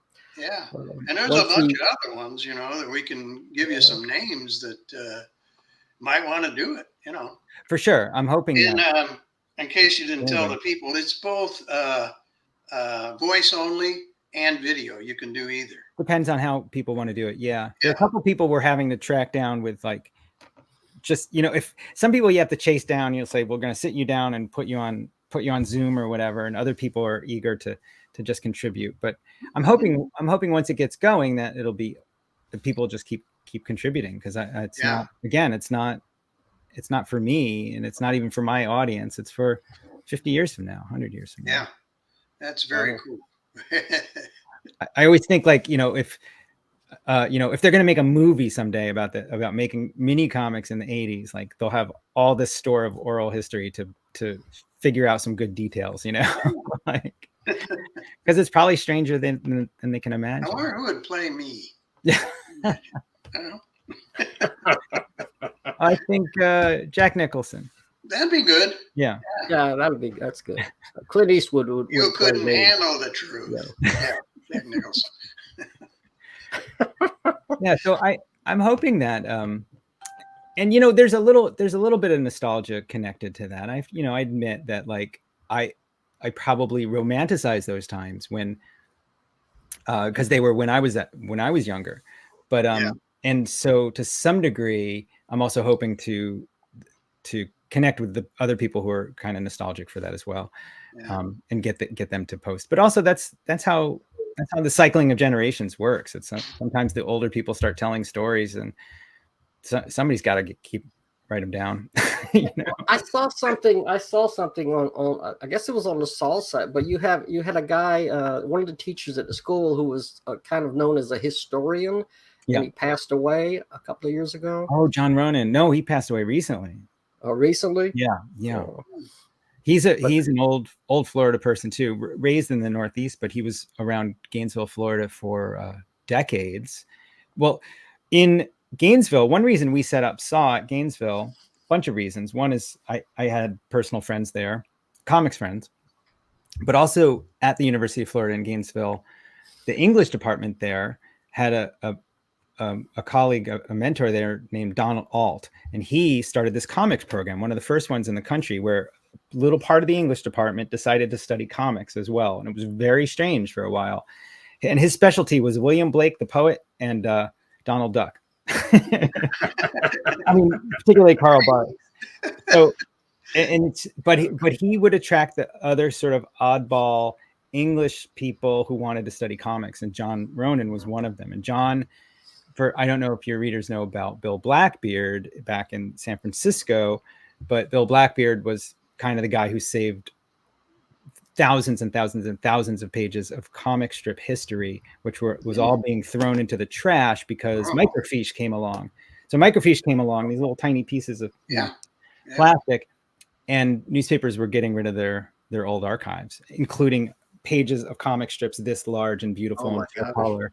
And Bill Blackbeard with trucks, many trucks, went all across the country asking newspapers for their archives, and they would give it to him. And so he had a house and several storage units full of things like that. And anyway, John was the kind of guy who would hear about it and go visit him. So he visited Bill Blackbeard. I forget when Blackbeard died. But so weirdo comics people would wind up in Gainesville sometimes because Don Alt, the historian, who was interested in Karl Barks and other things. Oh, wow. And he would also, inside an academic setting, make it possible for somebody to write papers about comics or and whereas at other schools they might not understand it. So yeah, John passed away just a few months ago. But he was our main historian there when we were doing the year-long program in person. And John was so generous. He would bring in issues of Puck magazine. I'm talking 1880. And he'd bring them in and pass them out and say, here, take a look at this. You know, this is 100. I can't even do that math. 140, 150 years old. And he just pass it around and say, take a look at this. This is what they were doing in 1880. Yeah. And that's crazy. I didn't even know there were comics in 1880. I didn't either. Yeah. Yellow Kid was the only one I ever heard of. The Yellow Kid. Yeah, the Yellow Kid. I think it's 1906 is the. I think it's, well, maybe. No, sometimes my. It might be a little earlier, and then the other one was Harriman with. Sure. Yeah, I mean maybe Yellow Kid. I can't remember what happened in 1906. I don't know either. Something else happened in 1898, but I don't think it was Yellow Kid. But I was anyway, only about 40 years old in 1880, so I don't but there were, but yeah, there was an explosion, obviously, in the first decade of the 20th century, and by 1912 or something, there was probably 100 comic strips and various papers. Yeah. But earlier than that, I'm trying to think of when, even maybe Little Nemo. Anyway, I should know this stuff better than I do. But John was the guy to talk to, and he knew all this stuff.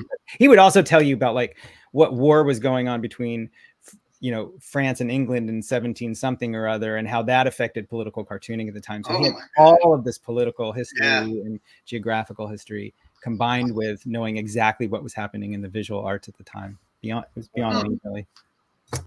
Yeah. Sounds like he was an amazing guy, and I know that's a great loss. Yeah. Yeah, it's too bad. Now your comics, I noticed you're with Top Shelf. I haven't published with Top Shelf in a while, but some of my books were there. Yeah. Wow. I've been, it's funny. I never published a comic before college, right? But like nowadays people are publishing at, I don't know, 12 or whatever.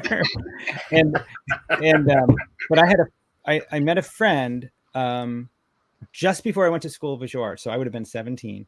Mm-hmm. And he was across the county this is upstate New York. So he lived in Woodstock, New York, where the festival, well, where it was named for anyway. So it was a little bit more of a artsy place. And I lived in a sort of divey part of the city or the county.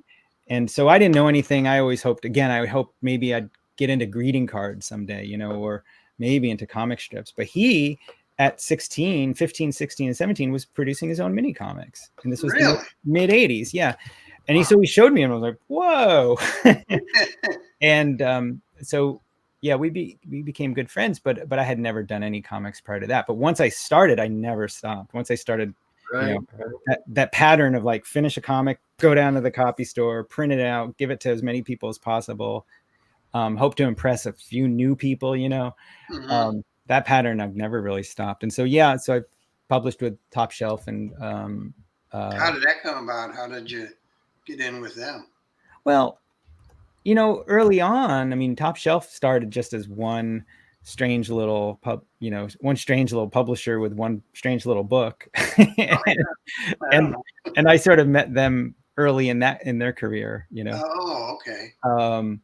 I'm trying to remember what the first book they published, because a lot of, so SPX, which is the comics festival that happens in Bethesda, Maryland, I think that started in 96 or something like that. Maybe 94, 95. But that was, again, all oddballs and weirdos. And so I probably would have met, Brett was the sole publisher there before Chris came on, but I probably would have met him there. And it was quite easy to pass a comic along. And if somebody likes it, you wind up talking later. And so that's how that really happened. I see. Okay. Yeah. You know, at the school, we try to talk about the many iterations of publishing, right? You know, there's the I see a big publisher and I want to get my book published with them. That's one version of getting published. And then there's hey, there's some scrappy little publishers who are looking for new work and they want to connect with you. And there's that version. But then there's the version of me and my friends are just going to publish. And, you know, and I think all of those are equally valid. And they also sort of like grow into each other, sort of overlap sometimes. But so I've done a lot of self-publishing too, and still do. Yeah. There's one thing that I think may have been a catalyst in your life, and I saw you talking about that you did comics. Your comics were like fantasy or whatever, they were comics. But then, and I hesitant to bring this up, but it's about Rosalie. It's Rosalie Lightning, right? But apparently that was a major catalyst in your life. That event in your life, you know, must have been extremely affecting and tragic, obviously. And it was on the New York Times best-selling list of graphic novels. Right. Have you got something to say about that, or? Yeah, well, I'll give you guys the comic version of it rather than the tragic version. No, I don't mean comic versus tragedy, but I mean cartooning versus the human story, which is that right.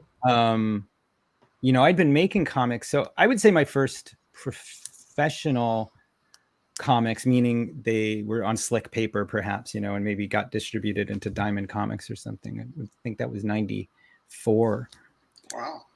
So I'd been making comics, but, you know, just no one read them for a very long time.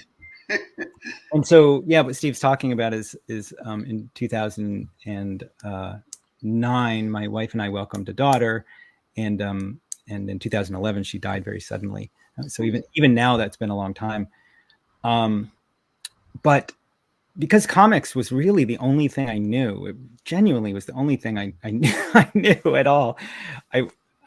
It's what I turned to, and so I wrote and drew about it, and I think because I was in practice, and what I mean by in practice is like I was always writing and drawing. I think the book turned out okay, and it reached people for that reason.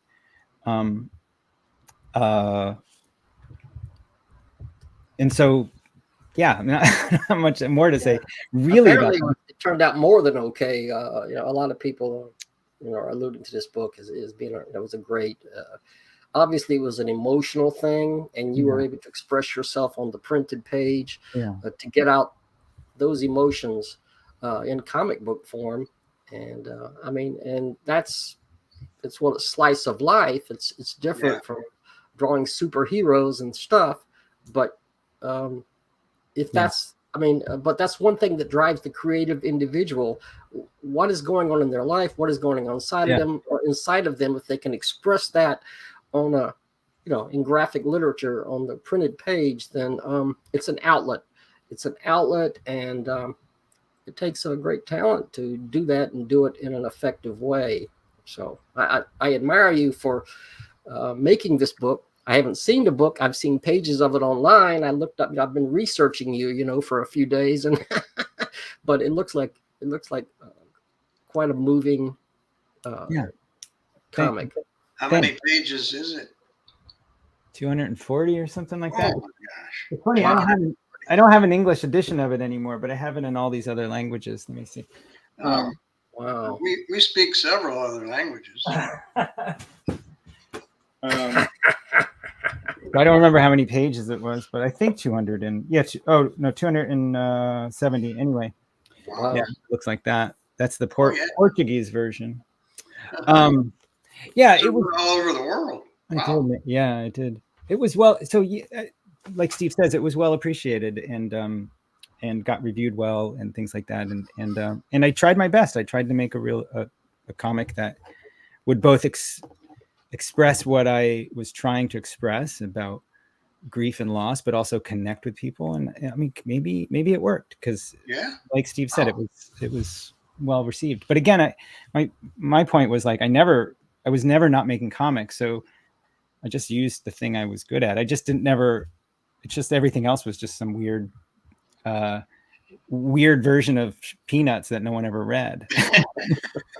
Well, when you say 270 pages, I just finished a full color comic, 32 pages. I don't think I would ever do that again. Holy mackerel. It took me 4.5 months to do that. But 4.5 months isn't so long. It seemed like it. Well, what are you going to do with the next 4.5 months after that? Now that I'm going to make a little digest version. It'll be about 20 pages. That'll be the second issue. So you're just going to go a little slower. Yeah. Okay. Well, that's your prerogative. Okay. Yeah. Yeah. Holy mackerel, that was a job. It's at the printer right now, so it should be coming. Oh, good. Okay. Well, send me an order form. We'll pick one up for the library. Yeah, I mean, everybody's got their own relationship with with large projects, you know, and some people really love to have a large project to work on, and other people like small things. And I'm definitely finding that my attention span is on shorter things these days. I did daily comic strips. I did them for about 3 years, I think. And that was the most fun I ever had as a cartoonist. And I wish I could. Who was that for? Well, it's funny. The story is that, so I had this character. Let me see if I have him somewhere. Oh, funny. I don't. Well, I had this character. His name was Hutch Owen, and he was kind of a hobo. He was a little bit cranky. He didn't have a job, and he was the character I worked with in the early '90s, and I did a couple books with Top Shelf, and then in around 2004 or something like that, I thought I would try and turn it into a comic strip, you know, kind of like Bill Griffith did with Zippy the Pinhead, or any number of other things. And the funny thing is I had a good friend who was editor in chief of King Feature Syndicate and his name is Brendan Burford. He's no longer there, but we're still really good friends. And so I'd work on this daily strip. I did it for the web at first, and then I got into 2 newspapers on my own without any syndication help. But I'd bring it to Brendan. I'd say, Brendan, this is a good strip. And he'd say, I know, Tom, I love it, but it just would never sell in the newspaper. I'm like, oh, come on. You know, so like about a year of that, a year and a half of trying to get Brendan to sell it or to buy it, and he wouldn't. But then, so I lost those 2 newspapers. The 2 newspapers were the Metro, which was in Boston and New York City. They were commuter papers. You'd see them on the subway a lot. And eventually I lost those 2 because there were editorial changes and stuff. And I thought, well, that's good because comic strips are hard, and I don't want to do that anymore. But I was wrong because like a day or 2 later, I was like, oh man, I wish I had a comic strip to work on. And so I called my friend Margot Dubai, who's an old student, but by then we were really just good friends. And she grew up Arab American in California, and she had a lot of funny stories to tell. And so I said to Margot, I said, hey, what the world needs now is a family-friendly Arab American comic strip. We'll base it on your stories, and we'll collaborate on writing and drawing, and we'll try and sell it to Brendan at King. And she said, you're crazy. But a week later, I convinced her, and we wrote and drew about 2 weeks worth of finishes, and maybe we sketched out 2 more weeks. Took it to Brendan, my friend, editor-in-chief of King Features, and he said, these are great. Come back with two more months and we'll sign contracts. I was like, what? I was so mad. You jerk. So that was early 2008. And so Margot and I worked, and you can find these online. They're called Ali's House. Ali, his, like the name, Ali's House. Somewhere. They're house. Online. Yeah. And so Margot and I worked with Brendan. This is how that sort of system works, is you work with the editor for 8 or 9 months, and you create a big backlog of strips, and then they launch it to the newspapers, and they say, here's the first 7 or 8 months with strips, and why don't you take a chance on this one? And that's how that system works. So we went through that process of the first 8 or 9 months, and in that time period, the housing bubble collapsed, the economy tanked, October 28, 2008 happened, and so we're sitting in January 2009. They're trying to sell our comic strips, and even then, the way they sell comic strips to newspapers was by car and feet. The salesmen get into their cars, they drive to this town and then that town and that town, and they have the folders, and they say, here's our latest offerings. And at the newspapers, they were turning them away. They were saying, you're crazy. We can't take new strips on, and we want to pay less for Hagar the Horrible, less for Beetle Bailey. We're going to collapse any day. Can you give us a break on High and Lois? So that was pretty much the end of that strip, is it just didn't launch into the newspaper. Launch, huh? Yeah. Oh, that's too bad. Yeah, what was the point of that? Oh, so I really did like working in daily strips, though. It was a great experience, just having to come up. What were they? 3 or 4 panel or what? Yeah, 3 or 4, and it could be 3 or 4. Yeah, it's just the shape is important. The punchline right at the end. Yeah. Yeah, you have to get kind of corny. No problem for me. The Sunday formatting is funny. The Sunday formatting is like, now I'm trying to remember. It's a horizontal sort of blob with a little bit on the left. Oh, that's it. That with a little column on the left that'll either get printed or not printed. So that little column on the left, yeah. And the only person who could break that was Bill Watterson with Calvin and Hobbes. In his later days, he said, I'm going to give you a strip that you cannot cut or move panels around or anything. You get what you get, and it has to be this large. So they actually move panels around. How can you have a strip with a punchline if they move panels around? Well, it's more like they would stack them, so it could fit on 2 lines or 3 lines, I see what you're saying. Okay. Like that. But but anyway, yeah. So that was the Sunday was a very rigid sort of format, but you get used to it. It was okay. But great fun. I really loved comic strips, and but just the idea again, the daily deadline. I don't know if you know about my podcast, but which just ended. Maybe not. Go ahead and tell us about that. Well, with one of my teachers at SAW, her name's Jess Relifson, and we just have these conversations. But the main start of it was hit deadlines. Just create a system where you can just have a deadline to meet it. And by doing that, you'll create work. And by doing that, you'll grow as an artist and all that stuff. So the podcast is called The Terrible Anvil. Oh, yeah. Okay. And the reason it's called The Terrible Anvil is there's an old quote by Émile Zola, the French writer, who says, one forges one's style on the terrible anvil of daily deadlines. I'm glad you said that, because I could not figure out the name. I watched, some of those, and why is it called The Terrible Anvil? I guess because I went to your personal website. Is that where the podcast is? No, that's pretty. I don't update that enough. But if you go to the SAW website, you should hopefully you'd see it. I did see something where you were talking with another teacher, and you were talking about constructive criticism and how we accept or reject a constructive criticism. What is what some criticism is just hate speech, and some this isn't how you guys said it. This is just me interpreting. But some criticism is well received, and and then you guys were talking about the critic within yourself. Yeah. And how you can put something out and you worked hard on it, but you look at it and you go, that's crap, so you have an inner critic. Yeah. And I thought that was very interesting. So I was watching that earlier today. Yeah, these guys, they think a lot and they come up with a lot of good stuff. So, but constructive criticism.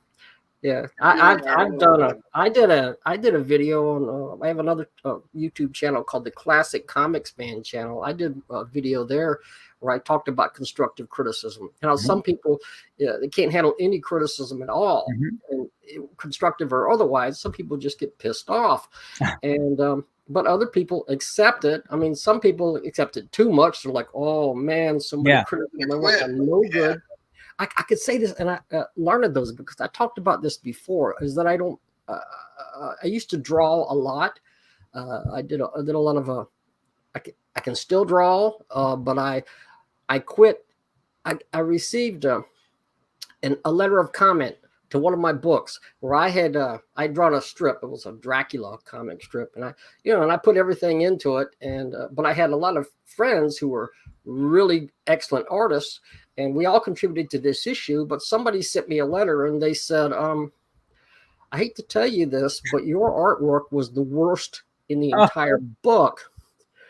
And after that, I mean, that hit home, that was like, and I didn't draw anything for quite a while. I concentrated more on scripting, writing, and publishing and stuff. And now I'm starting to draw a little more again. I keep but it hit hard. To draw again. I mean, when somebody does that to you, that's tough. I understand, but you got to keep drawing. Yeah. They don't know what they're talking about. Well, I did something recently. On our show, where we look at small press comics, we promote them. Yeah. I don't believe you can critique them. How do you know what's in that artist's mind? I just don't see how I could critique mainstream comics easy, but not small press. I just don't see how you can critique that. So there's a lot of fragile egos, people what it looks like, but we're not going to critique them. Yeah. But they put their heart and their soul into their creative effort. And then somebody says, well, this sucks. Scare the baby with a copy. It's no good, But if you're strong enough, you come back, you take that, and you can dismiss it, or you can accept it, or you can just listen to, to get an overall view of what other people thought about it, and even looking at it yourself, putting it down, looking back at it a year or two later, or a month later, or whatever, and you can go, well, that's not that bad. And when I go back and I look at that strip that I'm talking about now, I said, that wasn't bad. See, I should have kept going. You should have, Had that fragile ego, But it's the way in which you constructively criticize something. Sure. It's But you are dealing with a lot of people. Artists and writers have very fragile egos. And people get hurt very easily because they're putting everything into it. For sure. There's a way to express, well, this is great, but it could be even better, if you did this, you just come up and say, well, your work's not as good as anybody else. Yeah. Yeah. In that episode you mentioned, I told a story where I was the person writing the criticism once. And I mentioned it early in the episode. Luckily I wasn't too mean, but I did write way back when, a long time ago. I wrote a friend in the regular mail, and I said, hey, I really like what you're doing, but I just really think you should do this, this, and this. And they wrote back and said, I don't think you really know what I'm trying to do. And they were right. You know, that person was right. And I realized like, oh, I shouldn't have written that email, or it was a Because you regular. don't know what they're trying to Yeah. do. And Yeah. I took that as a really hard lesson. I never did anything like that Yeah. again. And I'm glad he was strong enough to say that we're not really doing the same thing. And it's like Right. what Ronald said, you know, you don't really know what's in my head and what I'm trying to do. There can be a drawing that doesn't look right, and you don't know whether he did it on purpose or not. You know? And may have done it on purpose. Yeah, there's enough wrong with the world to criticize. I don't need to criticize somebody's drawing. No. Right, you know? Right. But I see your school as a way to instruct, encourage, and help people to just make great comics. You know, just to achieve their potential as a creative person, as an artist or writer, etc. And you know, so that's I admire what you're doing. Yeah, we think what you're doing is just great. Awesome. It really is, and more people should get interested in it, especially if they want to create comics. What a place to go! Yeah, thanks. You can sure find out some great information on your site and some support. We really just you know, we really try to applaud anybody who's given it a go, and we want to give them the support that they need to keep going. And a lot of times, like Steve was talking about, that inner critic, sometimes that's a big deal for people, and they're like, everything they do, they feel like it sucks and they got to stop. But we're like, we help them say, no, it's good, and you can keep going. Yeah, you got to teach people that's not, you know, don't quit. That's the main thing. Don't quit. Keep going. Yeah. Well, speaking of keep going. Yeah, that's definitely a mantra of ours. We usually try to keep the show at about an hour, Tom. Mainly because the attention span on YouTube is very short. So I think we're going to try and wrap it up, but we really appreciate you coming on. It's been great. This was super fun. Yeah, we got 3 minutes and 20 seconds. Maybe. Oh, that's right. We've got 3 minutes. Do you have any final? Tom, you have any final words about what you're doing? Go ahead and wrap it up for us, Tom. Well, I appreciate you guys, and I appreciate anybody trying to just keep the community alive, you know, keep the community active and connected, and saying, you know, these comics came in and I want to share them, or these people out there are doing something and let's take a look.